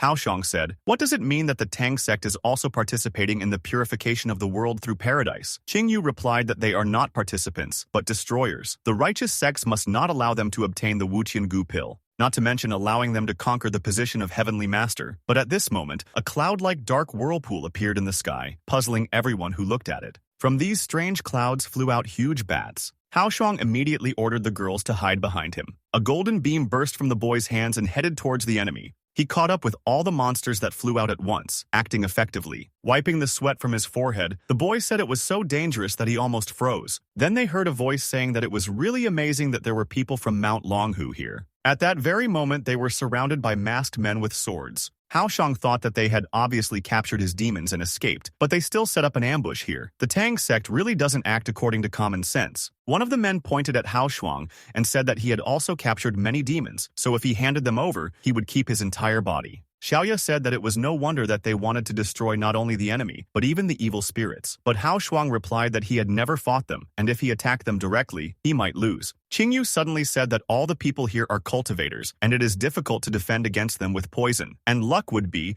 that they would simply escape from here. Hao Shuang then told Xiaoya that he would buy time, and then it was up to her. Then the commander of the small detachment ordered his men to attack. Hao Shuang decided to use the golden light to defend himself. The men stopped and covered their eyes with their hands because the light was too bright. The commander ordered his subordinates to surround the enemies and not allow them to escape. But when the light dissipated, the commander noticed that Hao Shuang remained standing, which surprised him. The commander realized that this was just a stupid method to stall for time, so it was time to attack. Hao Shuang smiled and said that he wanted to see what other tricks they had. He quietly counted to 0, which was audible only to him and the person standing directly behind him. Then the guy jumped back, and behind him was Xiaoya, opening a portal. Looking at this, the men became frightened and stopped, staring at the portal. Then a huge demon monster with teeth crawled out of it. The men were terrified and couldn't even move from fear. The worm monster immediately attacked the squad, which began to run. At this time, while running away, Hao Shuang said that, fortunately, he spared the terrible woman, and she came in handy at a critical moment. But then a strange silhouette appeared from above, forcing the company to stop. And then the silhouette landed, emitting such a bright light that I had to close my eyes. After moving away, the guy noticed that there was a very strong spirit in front of them, and Qingyu replied that it was another master. The man in front of them said that Hao Shuang was a good boy since he was able to escape from the clutches of his right hand. Looking at the man, the guy asked who he was. The man replied that he was the leader of the Zhaoyun gang, Lu Bufeng, and he came here specifically to collect a debt from the guy. But then Hao Shuang said that if the man's surname was Lu, then he was the boss of the restaurant Yuan Takeout, and the man thought angrily that he was ready to destroy the guy right now. Then Hao Shuang directly asked, "Why is this Lu Bufeng trying to stop them?" That calculator started saying something about the costs of maintaining his establishment, the estimated price of the things stolen at auction, restoring his business reputation, paying for food for guests. Having shown the calculations, he added that if the guy gives him everything and compensates for these 32 million, the grievances between them will be forgotten. The surprised Hao Shuang asked, "What does that mean? He sent people himself and stopped them himself, and for this he asks for such money?" The guy calculated that all his things were only worth 520 yuan, 7 cents, 6 cents, plus 2 pairs of underwear and 7 socks. Is this what Lu Bufeng wants to take? The angry man said that Hao Shuang would then give him his hair, but the boy jumped back, calling Lu Bufeng impatient. And then he said that since they can't just talk, they'll resort to fists. Lu Bufeng replied that it seemed like the boy still didn't know anything about his horror. How dare he, a little demon, act like that in front of him? Then Lu Bufeng seemed to create and release a huge demon spirit. Qingyu suddenly shouted out, "It was the king of the dead!" No wonder the cracked girl's body was so full of poisonous energy. It turned out it was because of him. The king's spirit released many more dangerous spirits that flew towards Hao Shuang. The guy ordered everyone to run, and he himself created a huge wall with the help of golden light. But Lu Bufeng was sure that no one could escape. The spirits began to fly over Hao Shuang's wall, which was not good. Frightened, Xiaoya and Lin Qingyu looked at the spirits approaching them. The dark energy engulfed the girls who did not have time to escape. Lu Bufeng chuckled and said that they could either just pay the debt and live, or pay it with their lives. But then the dust cleared and there was no one next to the man. He looked into the void in surprise, not understanding where everyone had gone. The guys managed to escape and hide. Hao Shuang lay on the ground and said that it was dangerous, but everything worked out. But then he opened his eyes and was surprised to see Liu Yin above him, and then asked what she was doing here. She replied that Hao Shuang was stupid if he didn't run away when confronted by the king of the dead. If she hadn't appeared in time, the guy would be gone now. Hao Shuang thought about it and asked, "Isn't the girl afraid of this king herself since she works for him? And then why should she save them and take such a risk?" But Liu Yin replied that she simply didn't want to remain indebted to Hao Shuang for saving her. Lin Qingyu appeared and said that this man would find them hiding here at any moment, so they had better run. But the guy replied that even a fool would notice that there was a sewer. Suddenly, Liu Yin told the guy to get out of the way because she was coming down now.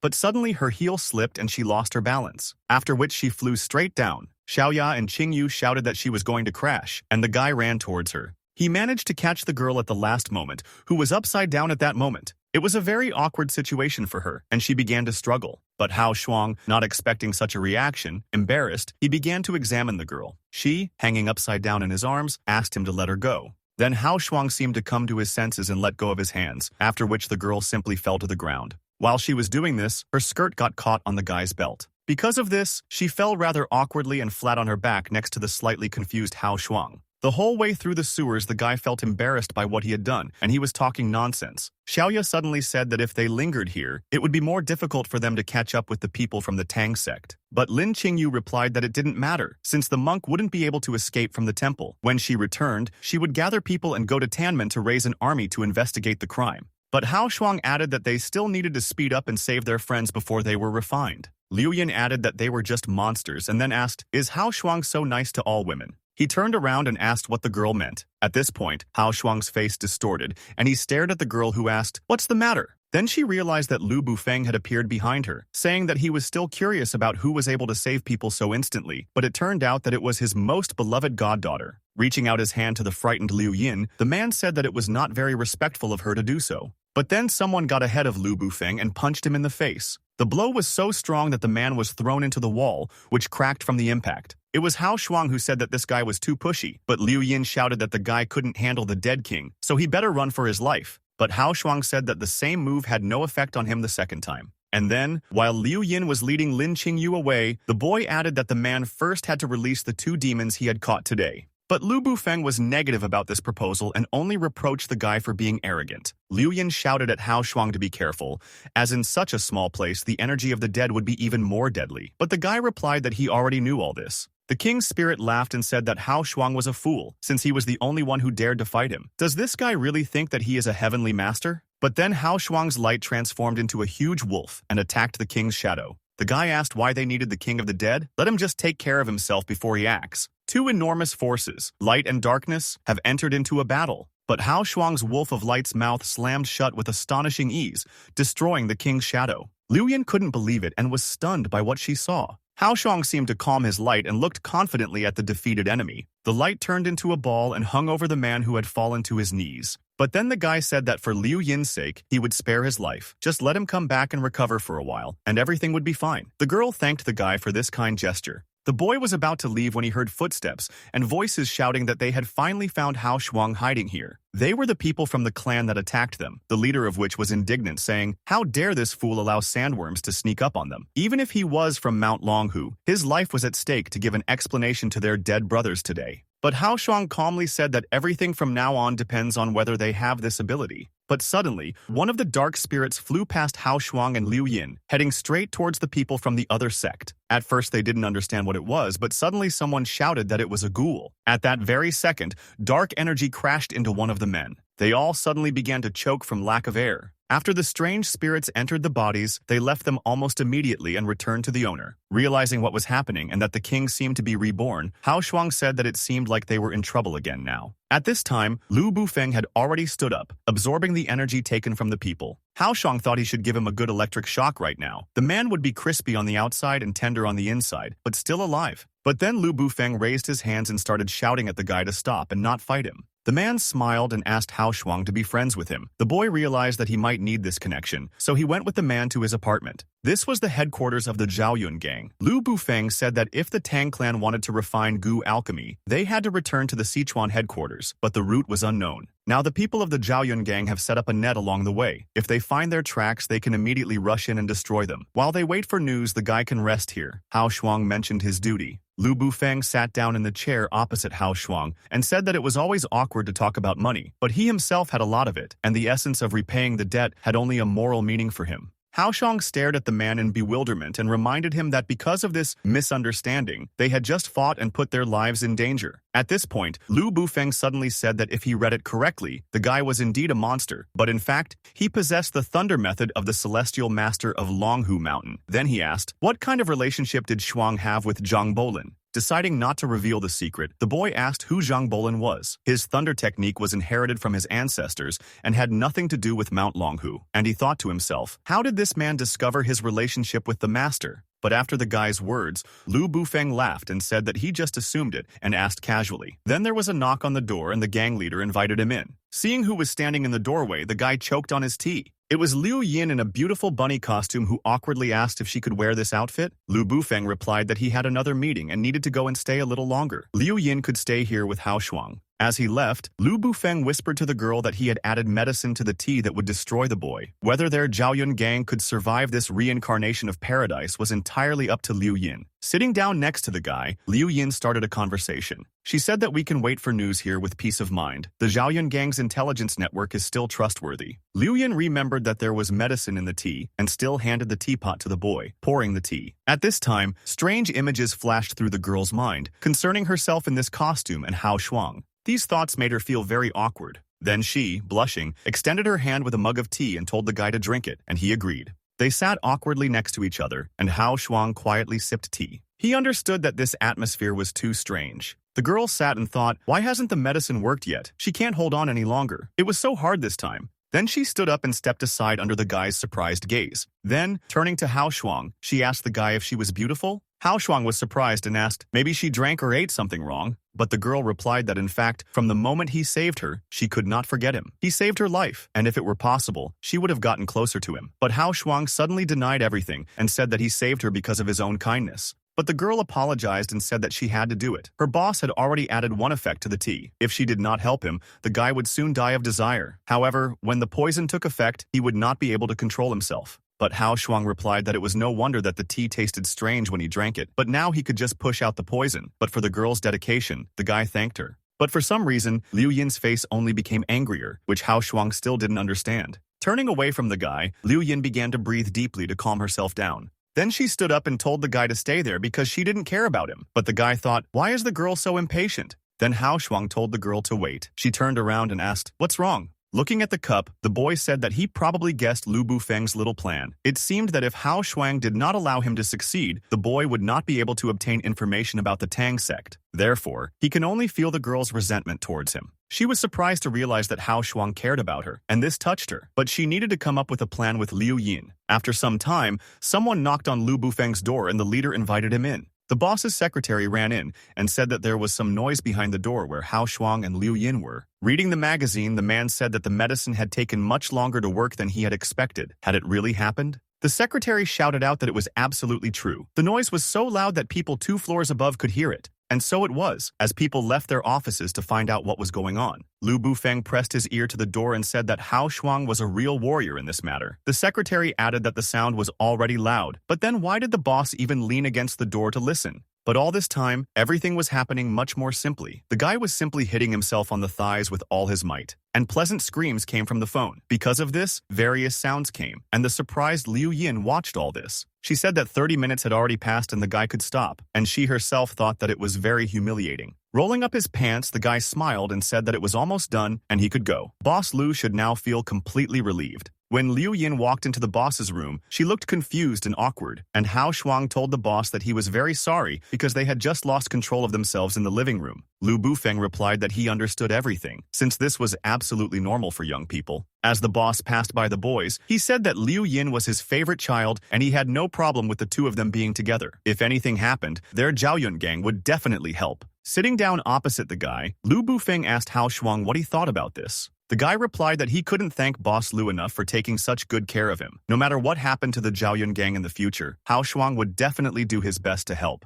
Boss Liu laughed and said that he agreed to such a proposal. He then handed the guy a piece of paper and added that he had found the person Hao Shuang was looking for, and he was right here. The guy read the note and said that the Zhaoyun gang is really worthy of its reputation. He will go and save his 2 friends right now. But Lu Bufeng decided to remind them that the Tang sect group had not returned to headquarters, but had gone to make a deal with the Jangling Mansion, so they needed to sell all the demons they had captured from them. Hearing this, the boy was shocked because Lin Qingyu is the eldest lady of Jangling Mansion. They should think carefully about why she appeared at the same time as the Tang sect. The man, opening the door, said that there were 2 demons in this room. Boss Liu asked if the guy was sure that he trusted Lin Qingyu. The boy replied that he didn't believe she knew anything about it. Besides, if the man was in the hands of the Jangling Mansion, the boy would need her help. Hao Shuang knew one thing for sure. This girl would never harm him, so he boldly stepped out the door. But as soon as the door opened, 2 girls, Lin Qingyu and Xiao Ya, flew out and aimed punches straight at the person who entered. The blow was so strong that the guy flew into the wall and broke through it. Lin Qingyu and Xiao Ya only then stared at the one they had hit. They then realized it was Hao Shuang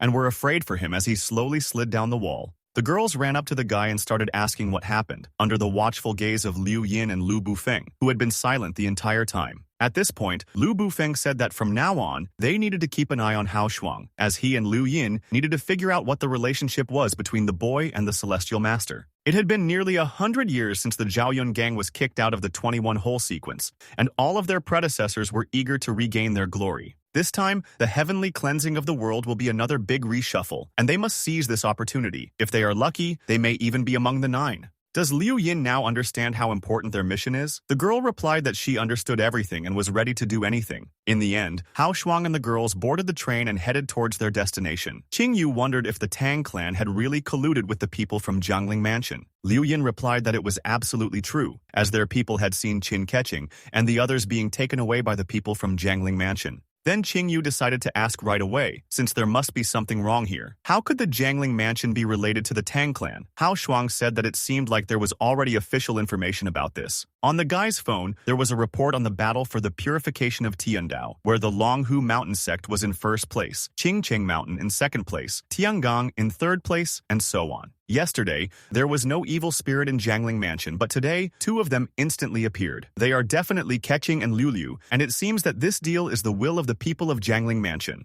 Lin Qingyu shouted that this was impossible. She would definitely ask her grandfather to find out when she returned why this happened, and then she told the guy not to worry, as she would definitely send all the kidnapped girls back safe and sound. All this time, the guy was being watched very closely by 2 girls in dark glasses and hoods sitting in the next seat. Eventually, Hao Shuang and his team reached Luang City, where Jangling Prefecture is located. When he went outside, the guy asked the girls what their plans were. Qingyu replied that she couldn't tell anyone yet that she was back. They had to find out the situation secretly first and then make plans. The girl also said that she thought for a moment that there was only one person who could harm her. At this moment, someone called out to Lin Qingyu, and the entire group turned around. It was Elder Lin Pu of Jangling Mansion, who was happy to see Qingyu, saying that he had met them by chance when he came to see off a guest. Why hadn't she told him in advance that she had returned? The girl quietly replied that now she was convinced that he was behind this. The man, smiling, noticed the friends the girl had brought and told them to quickly get into the car, since the old man was waiting for them at home. Then Hao Shuang, sensing something was wrong, grabbed Liu Yin and began to take her away, saying that they were complete strangers and that it was the first time they saw Qingyu. But then the guy seemed to hit a wall that appeared in front of him. It was one of the huge guards surrounding Hao Shuang and Liu Yin. They were eventually picked up and brought to Heiwan, where the headquarters of Gangnungfu is located, and tea was prepared for the guests. The man sitting at the table opposite the boys introduced himself as Xiaoming, adding that if the guests needed anything, they should just ask. The boys smiled and thanked them for the treat. While the boys were drinking tea, a dissatisfied Qingyu followed Elder Lin Pu. Qingyu said that today she read the monthly report and wondered who captured those 2 Tiangong stars. Opening the shutters, the elder said that the next team was lucky and met them by chance. The elder also added that the old man was inside. In the 2 months since the girl left home, his health had deteriorated again. Entering the room, Qingyu stared ahead in fear. In front of her in the huge hall sat a silent old man, whom she called grandfather. Raising his head, the old man who was the lord of Jangling Mansion named Lin Zhenan asked, "Who came to see him?" Lin Qingyu covered her mouth with her hand in horror, tears flowing from her eyes, because she didn't want to believe that everything could happen like this. The girl jumped up and ran to her grandfather in tears. Running up to the old man, the girl sat on her knees and touched the old man, saying that she was Qingyu, and then asked what happened and why he was like this. Grandfather raised his head and recognized Lin Qingyu when he said her name. She immediately perked up and said that it was indeed her. But then a bony hand suddenly reached out and grabbed Qingyu's neck. Jumping up from his seat and clinging to the girl, Lin Zhenan shouted that this was the very girl who wanted to destroy him. In one moment, a bunch of thoughts flashed through the girl's head about why her grandfather was doing this to her. It must be the fault of that man Lin Pu who was standing at the door all this time. Taking the blade in her hand, Lin Qingyu told her grandfather to forgive her, after which she wounded the old man's hand with a blade. At this time, one of the men decided to report what had happened to Xiaoming. He ran into the tea house and whispered into the man's ear what had happened, under the curious gaze of Liu Yin and Hao Shuang. Leaning towards the boy, Liu Yin asked why she felt something was wrong. Suddenly, Xiaoming said that he heard from Qingyu that the two of them were her best friends, but the guy replied that they were not members of any sect and were ordinary people. Hao Shuang introduced himself as a mobile phone repairman, and Liu Yin delivers food and occasionally gives massages at home. Maybe one of the guys would like to try her technique? Xiaoming replied that if they don't want to tell the truth, it's natural. This could be a piece of advice for the future, to live your own life and not make random friends. Then the guy who came before said that it was time to do something, which caused a lot of questions from Hao Shuang. Then armed men with blades jumped out of the water jugs, clearly in an aggressive mood. They jumped out from behind and decided to attack Hao Shuang and his companion from behind. But all that could be seen and heard from this house was the golden light and the cries of enemies accordingly. For Hao Shuang, a couple of armed men were not a difficult task. They all found themselves thrown out onto the streets in an instant. Xiaoming analyzed the facts that the guy uses thunder and lightning as his power, which means he is from Mount Longhu. Walking out of the small debris and dust that had formed, Hao Shuang said once again that, as he had said before, he was just repairing mobile phones. Xiaoming replied that even when a bad path is inevitable, there is always a way out. Therefore, several more armed men appeared behind the man, after which Xiaoming said that Hao Shuang had a glib tongue. But did he really think that they in the Jangling Mansion would not be able to win? Eventually, many people gathered in the courtyard and the place turned into a small arena. Hearing the commotion, Liu Yin asked, "Where is Lin Qingyu? Isn't she the eldest lady? How could she allow her subordinates to do this?" Hao Shuang replied that looking at her posture,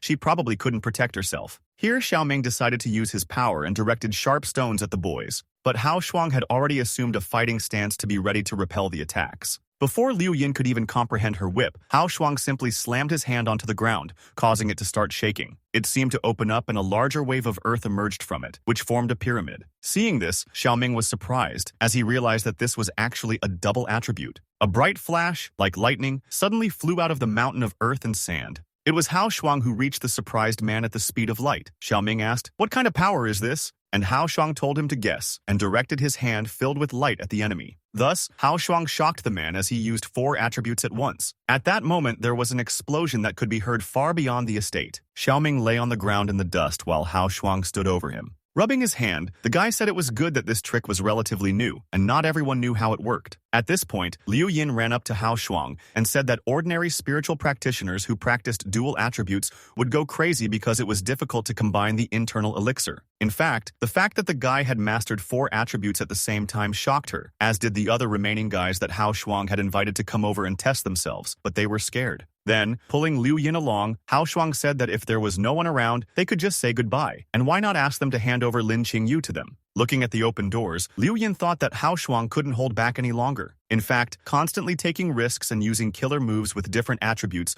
just to scare the enemy away from making rash moves means that they have every chance of saving everyone. Then quiet footsteps were heard coming from the darkness. It was the elder who told the boys to stop. But Hao Shuang didn't want to stop and said that it seemed like they would fight for a very long time today. The man's constant smile was irritating and confusing. But then he asked Hao Shuang what qualities he had to dare to fight him. But then, a pair of women's sneakers appeared from around the corner, and a voice said that Hao Shuang's qualities had just arrived. The guy immediately turned around at the sound and was very surprised to see 2 familiar silhouettes. After showing the order, one of the 2 girls wearing sunglasses and chewing gum said that the Heavenly Master had ordered Hao Shuang to go to Mount Longhu immediately, and no one was allowed to stop him. Hao Shuang looked at the girls in surprise and asked if they wanted him to go to Mount Longhu, and the guy himself thought, what is the point of going to Mount Longhu with his essence and the risk of not coming back from there? Liu Yin thought that Hao Shuang wasn't lying when he mentioned the Celestial Master to protect himself, and he really was Zhang Bolin's relative. Then the elder suddenly said that receiving the order of the Heavenly Master was the same as seeing him. All 3 mountains, 9 mansions, and 21 caves had to obey him, and Lin Pu was no exception.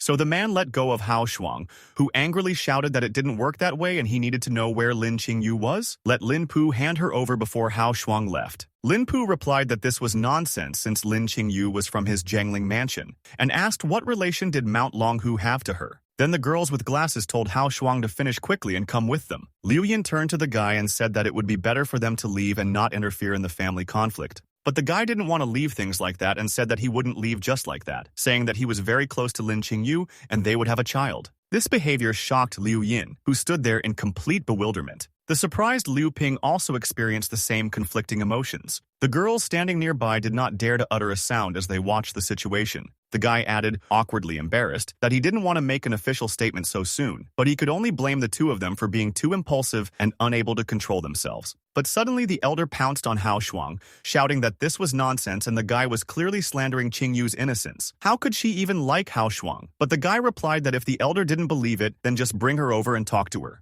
The girl with glasses told Elder Lin that this matter was very important, so he should ask Miss Lin to clarify it personally so that the mansion would not be disgraced. Gritting his teeth, Lin Pu realized what kind of method the guy was using, but he could only obey to find out for sure. The elder told Hao Shuang and Liu Yin to wait while he asked the master for instructions. Hao Shuang then shouted after Lin Pu to tell Qingyu that he would be responsible for her until the end. The elder became furious, turned around and told the guy to shut up. And the pleased Hao Shuang thought that his smart and stupid joke had worked, and all that was left was to wait. Then the guy walked up to the two hooded beauties and thanked them for their help, even though he didn't even know their names. They said that they were serving the Heavenly Master, and their names were Zhang Baibai and Zhang Ruoruan. These names surprised the guy a little, and he looked questioningly at the girls. Suddenly, one of them grabbed the guy tightly by a secluded place. Hao Shuang screamed in pain as he didn't expect this and couldn't do anything. Zhang Baibai let go of the guy and looked at him questioningly, as if analyzing something. She then said that the guy still had the protective golden light,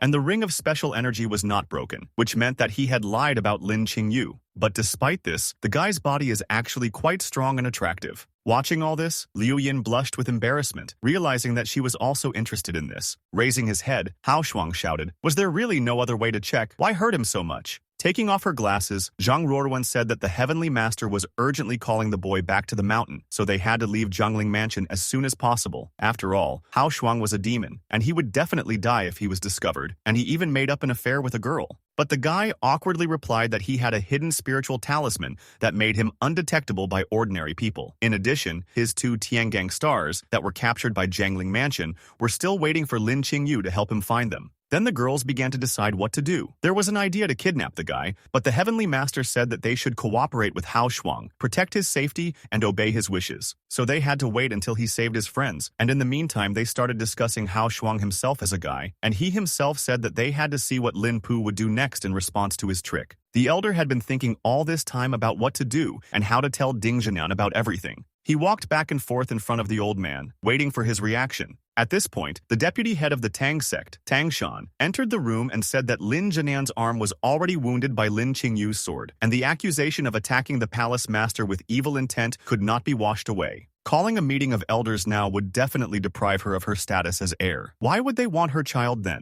But the elder replied that his ambition was not only to secure the position of palace master, but also to make Jangling Palace among the three mountains his own. But now the foolish boy from Mount Longhu has ruined everything. The doctors came into the room and said that they had examined Lady Qingyu. Lin Pu asked what the result was. The doctors replied that Lady Qingyu was still in excellent condition and had never had affairs with anyone. This information once again stunned the elder. He was very happy and laughed, saying that God himself helped him. Then the elder decided to continue the game and told Hao Shuang the news, which shocked him. Lin Pu said that the head of the family said that since Hao and Qingyu had turned the raw rice into boiled rice, all they had to do now was add the icing to the cake. In 3 days, the two of them would have an engagement ceremony. The Jangling Mansion sent out wedding invitations to the 21 caves of the 3 mountains and 9 mansions, inviting all sects to come and witness their wedding. Then the boy shouted out that he wanted to see Qingyu. But the elder replied that it was not advisable to meet before the engagement ceremony, so they had to wait another 3 days. At this moment, Hao Shuang realized that this old fox knew everything and was just making fun of him. Liu Yin said indignantly that they were planning to exaggerate the truth and expose the guy's lies to various sects so that the celestial master would be implicated and his reputation would be ruined.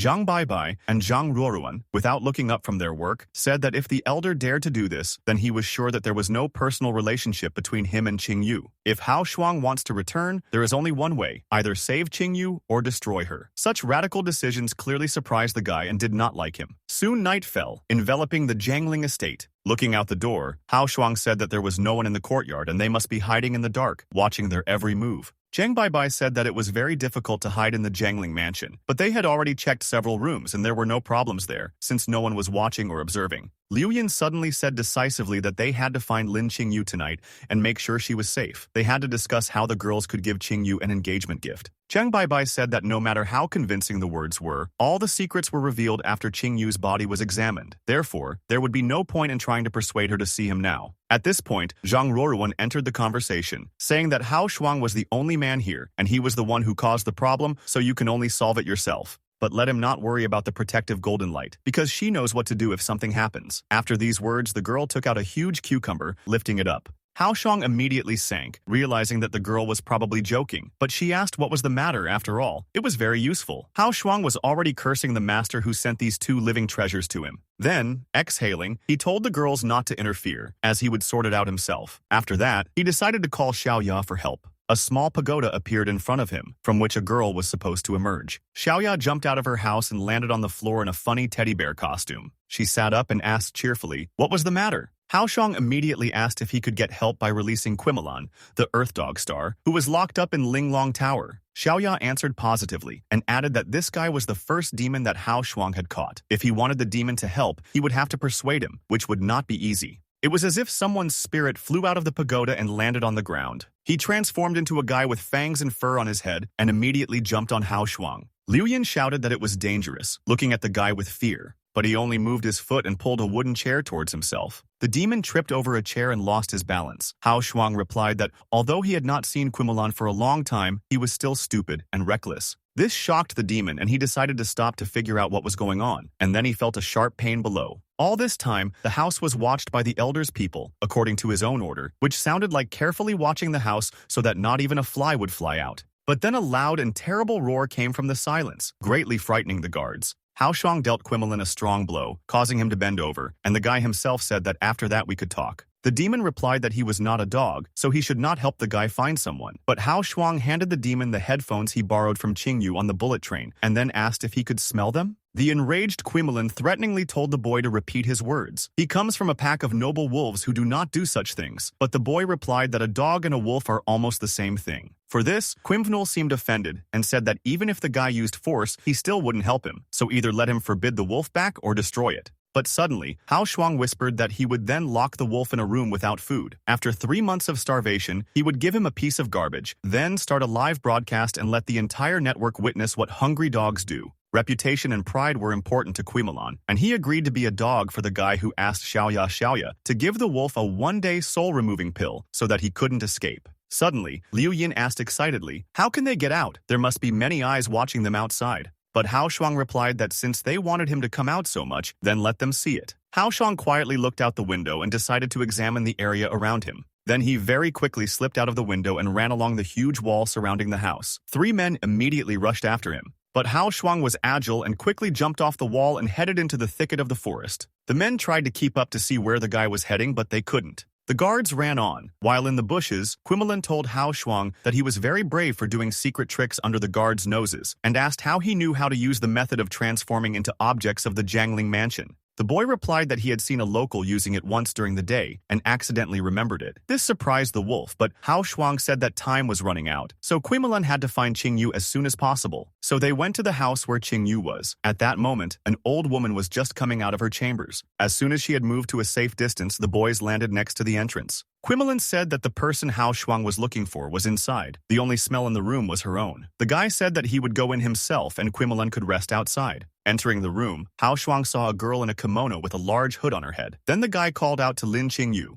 He ran up to the girl and asked how she was and what they had done to her. But as soon as Hao Shuang touched the girl's shoulder, she shuddered. After which, she raised her head and looked at Hao Shuang with eyes full of rage. In that instant, she jumped up and attacked Hao Shuang, who was trying to reason with Qingyu, but she seemed not to hear. She struck him with her hands, which Hao Shuang, although he easily fought off, still told Qingyu to calm down. Then a frightened and alarmed Quimelan looked into the room and ordered everyone to be silent, because someone was coming. But Qingyu was too aggressive and continued to attack. Here, Hao Shuang noticed the girl's glowing eyes. The next moment he intercepted her hand. Looking into those creepy eyes, the boy realized that Qingyu had been poisoned. After that, Hao Shuang immediately called Xiaoya to help him figure out what kind of poison this was. Hao Shuang managed to tie up the girl and immobilize her, while Xiaoya, after analyzing what was happening, said that if she guessed correctly, Qingyu was possessed by the Tang sect's soul-capturing goo. This poison can confuse people's minds and turn the possessed person into a puppet that can be manipulated at will, which is extremely vicious. It seems to be the work of the Tang sect again.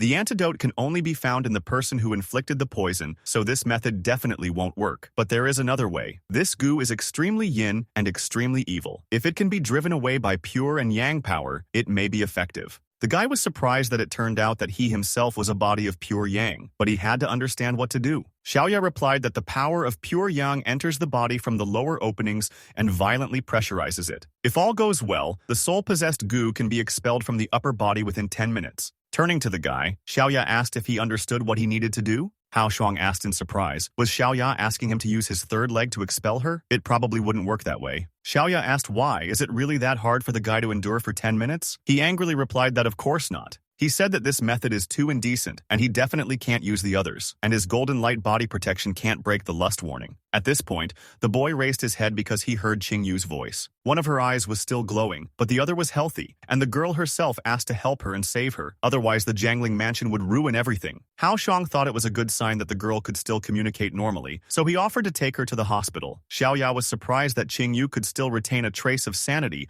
under the poison of soul-captivating goo, which is a very strong willpower. Qingyu got angry and shouted at everyone to stop talking, as Hao Shuang had already said too much. Embarrassed, the guy said that he wouldn't do it anymore. But Hao Shuang still didn't want to use Xiaoya's method, so as not to lose the body's golden protection. But the girl said that she knew how to fix it. In fact, Hao Shuang himself discovered this method, and it is called externalization of concentration. When he was in the auction house, he used this method to practice dual cultivation with Chin Katching to get rid of the poison in his body. Hao Shuang looked at Xiaoya in surprise and couldn't believe that what happened so long ago, Chin Katching, turned out to be the application of his practice. Then Quimmelin looked into the room and asked if they could solve everything faster, because someone could come out at any moment. If the guy can't do it, just let him do it. After these words, a teapot flew into Quimmelana, and words were given to him to come out and continue guarding the entrance. After that, Hao Shuang decided to try his own method. Xiaoya said that the secret of turning Ningqi into a spirit is to circulate spiritual energy and condense it outward. Very few people in the entire spiritual cultivation world can master this method. If Hao Shuang used it skillfully, he would be able to realize the 5 elements method. But Hao Shuang was determined to solve the immediate problem. After that, he created his shadow, which looked like him, like a clone, just like back in the mansion. Xiaoya happily said that it was a success, because the golden light protecting the body was falling. But Hao Shuang seemed to be weakened, because not only did the golden light protect his body, he felt that all his cultivation and strength had disappeared. Raising his hand to his face, he was surprised to notice that he no longer felt lightning. But Xiaoya said that the 5 elements method is difficult because the 5 elements are difficult to coordinate. But after the guy masters the externalization of concentration, he will be able to return the lightning. But now, Hao Shuang was only thinking about how to help Qingyu, and he knew that he would have to use a method on her that would not please her, so he apologized to the girl, but she replied that she did not blame him. After which she got ready and told Hao Shuang to hurry up. The boy stared at Qingyu and decided to use his strength. It was as if an abyss had opened up before him, which he had to cross in order to save the girl, in which he decided to use his power. The light was so bright that Xiaoya couldn't look at it, but it definitely helped Qingyu, and with each passing second she was removing more and more poison from her body. The thoughts were like Qingyu, a blossoming flower that had been quietly growing in this dark cave for 18 years. Just then the cave suddenly opened before she could react, after which a frantic fruit of delicious cherry appeared in it. The poison eventually began to leave her body. When Hao Shuang finished, he asked Xiaoya to get him a ritual weapon. She quickly fulfilled the request and sent the guy a weapon. Something that looked like a golden nut fell into the guy's hands, filled with golden light. The ball spun and emitted even more light. Hao Shuang asked if this thing would help, and Xiaoya replied that this was the gilded claw of the 4th generation celestial master left over from his appearance. It is extremely pure and strong. Qingyu, sitting on a chair, asked to be untied anyway. While the girl was tidying herself up, Xiaoya said that she thought it would be over in a minute. The guy added that if Qingyu had anything else to say, she'd better hurry up. The girl turned around abruptly and said that she would destroy Lin Pu with her own hands. In fact, he had colluded with the Tang clan to do this to Grandpa. Hao Shuang asked, "Who is this Lin Pu and how dare he be so arrogant?" Qingyu replied that he was her uncle, and although my father had died early, according to the palace rules, she should inherit the position of palace master, and he could only help. He was unwilling to give up and tried to find ways to gain the right to power. The boy thought about it and said that in this case, everything could be explained. He sent people to secretly follow Qingyu. After finding traces of Chin Katching and the others, he sent Tanman to arrest them. Hao Shuang then asked if the girl knew where Chin Katching and the others were being held. He should seize the moment to save them, but the girl replied that she had been taken under control before she could investigate. But we need to go to Lin Pu's fiancé, Qin Xiaofu, who should know this. Hao Shuang was surprised that this man would have such a young wife, and Xiaoya shouted out that the soul-capturing goo was complete. The poison of the soul-possessed goo has been completely eliminated, and it will no longer control people's minds, but even the poisoned person will not notice anything abnormal. Afterwards, Qingyu took the item and ate it to completely neutralize the negative effect. Hao Shuang suddenly said that he had offended Qingyu in the past few days and must not let their enemies discover anything unusual. Therefore, it was better to wait 3 days before fighting back. Qingyu replied that there was no need to worry. There were only 3 days left and she could wait, and the guy had to hurry and save his friends. Hao Shuang agreed, jumping out of the window gracefully, saying that it was time for him to go then. But Qingyu said that after that, he would still stay and marry her, inherit the position of palace master, and make Jangling Palace bigger and stronger. At this news, Hao Shuang hit the windowsill and fell, and Qingyu, looking out the window, said that she could not allow him to take advantage of her innocence in vain, but the guy replied that everything has its time. At this time, the elder was informed that Hao Shuang had gone to the kitchen, stolen 2 roast chickens and 3 bottles of wine, and then returned. The subordinate replied that they were watching carefully so as not to miss anything. The elder then asked if it was definitely Hao Shuang. The boy replied that it was too dark to see clearly, but judging by his height, it must be him. Lin Pu adjusted his collar and thought, "What's going on in this guy's head?" And the subordinate replied that he also left a group of people to watch the guest room, and no one else came out. At this point, the elder's hand slammed down on the table loudly and displeasedly, and then an imperious voice ordered him to go and quickly check Lin Qingyu's room to see if there was anything abnormal. The man also ordered that sentries be posted near his residence and that no one be allowed to approach. The subordinate accepted the order and agreed with everything. The elder clutched his head and thought that he always felt like something was wrong. And why was the top of his head so cold? Then someone called him, to which the man immediately reacted, turning his head and asking what was the matter. The breathless girl said that her mistress wanted to talk to the elder right now, as something urgent had happened. Surprised, Lin Pu remembered that he had been so busy these 2 days that he had forgotten about this aunt. Meanwhile, Hao Shuang was looking for his friends and looking around, regretting that he didn't bring the 3 of them's things with him, otherwise they would have asked Quimelon to find them. Now he can only go to Mrs. Chin to find a solution. He wanted to find the girl's home, when suddenly he saw the elder and some woman walking along the yard. Entering the chambers, Hao Shuang told his madam that he missed her very much. Lying on the bed with a book in her hands was a beautiful girl, Lin Pu's wife, Qin Xiaofu. The man came to the bed and said that he had been too busy the last 2 days. He was very sorry that he could not come home to be with his wife. The girl replied that everything was fine. She just wanted to try the medicine she had prepared today with Lin Pu. Qin Xiaofu had already been served a bowl of food, but Lin Pu shuddered and said that he felt a little uneasy today. Looking at her husband angrily, Qin Xiaofu asked why he didn't want a drink. After thinking for a while, Lin Pu finally decided to do it. Qin Xiaofu told her husband to drink it in big gulps, leaving no drop. This time, she was absolutely sure that she could cure his inability to move. Eventually, the energy began to overwhelm the man. He shouted that the medicine had worked, and he had a full sense of it. Then Madame Qin became happy and told him to quickly come to her. But there was so much energy that Lin Pu felt like he was being torn apart from the inside. Eventually, he realized that he had taken too much medicine and felt ill. Qin Xiaofu was so angry that she kicked him out the door while he was apologizing and saying that he needed a little more time and he would be cured of his illness. But the woman screamed and called Lin Pu useless and then asked him to hide and disappeared. Lin Pu left in disappointment, which couldn't help but please Hao Shuang, who had been observing the situation the entire time. Coming out of hiding, the boy realized that Liu Ping had no way to control his wife, but he needed to ask her about Chin Katching and the others now to find out where they were being held. Looking through the crack, Hao Shuang only thought of one thing. Was it easy to deal with this woman? She drank the drink and lay on the bed, sadly talking about how she would be left to spend time alone again. Hao Shuang was surprised. Didn't her husband come here just now? He didn't. Why did she want to spend time alone? Then the girl turned around abruptly and threw the bottle towards the guy, shouting that he was a thief. Hao Shuang barely managed to dodge the bottle flying at him. As he ran away from Qin Xiaofu's house, Hao Shuang thought to himself, this woman is a real master. But then he didn't notice the obstacle that had appeared on his path and hit his head on it. Having fallen onto the road, Hao Shuang tried to understand who he had hit so painfully. The boy raised his head and saw Qin Xiaofu, who gently asked, "Where did such a handsome little thief come from?" Hao Shuang replied that the girl's movements were so fast that there was no other way out, and it seemed the only option was to be tough. Qin Xiaofu asked in surprise, "Who would dare to be strict with her? Does the guy even know who she is?" The boy, unsuccessfully trying to offend the girl, asked if she was not Mrs. Lin Pu, but the girl laughed and replied that she had too many personalities, except for the ones she did not like. And one of them is Miss Lin Pu. This made the girl angry and she swung her leg at Hao Shuang.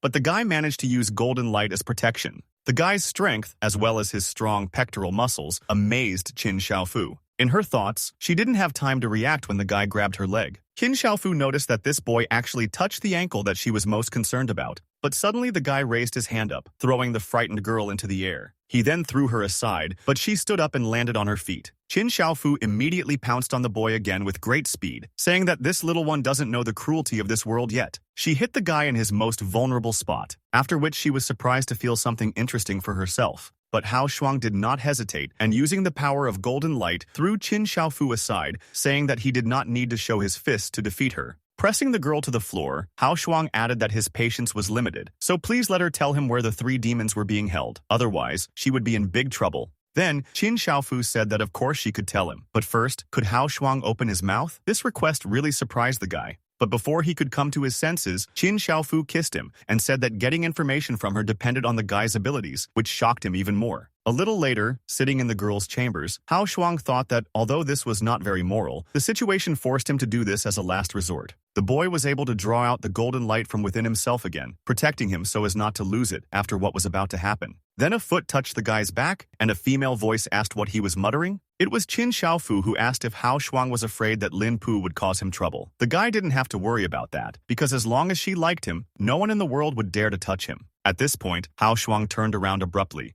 alarming the girl a little. He then confidently told Qin Xiaofu to promise that after everything happened, she would be able to help him find friends. The girl replied that she would do whatever the guy said, as long as he did what she wanted now. After this, a huge spark suddenly flared up, emanating a pleasant force. At this time, Lin Pu was sitting with Xiaoming, sipping a drink, and said that the 3 mountains, 9 mansions, 21 caves, and the heavens had responded and would send people to the engagement. As such, Longhu Mountain's reputation would definitely be seriously damaged in front of its peers around the world, meaning that Jangling Mansion's prosperity was just around the corner. Looking at the starry sky, Lin Pu said that planning a big event should be like the rustling of the autumn wind, moving slowly, leisurely, and tirelessly. Xiaoming clapped his hands in respect and admiration for the elder's metaphor. But then a flash of bright light appeared in the sky, which alerted the men. All this happened because Qin Xiaofu and Hao Shuang were together. The girl was having a good time, filled with energy. This was evident from her facial expression. Her maid came into the room and said that the bird's nest soup was ready, but immediately stopped when she saw what was happening. The plate fell from her hands and she stared at the equally surprised Hao Shuang and Qin Xiaofu. The girl immediately shouted that her maid was too tactless for not knocking on the door. But Hao Shuang no longer cared about the girl, as he needed to share his energy. And as soon as he did it, it was like an explosion.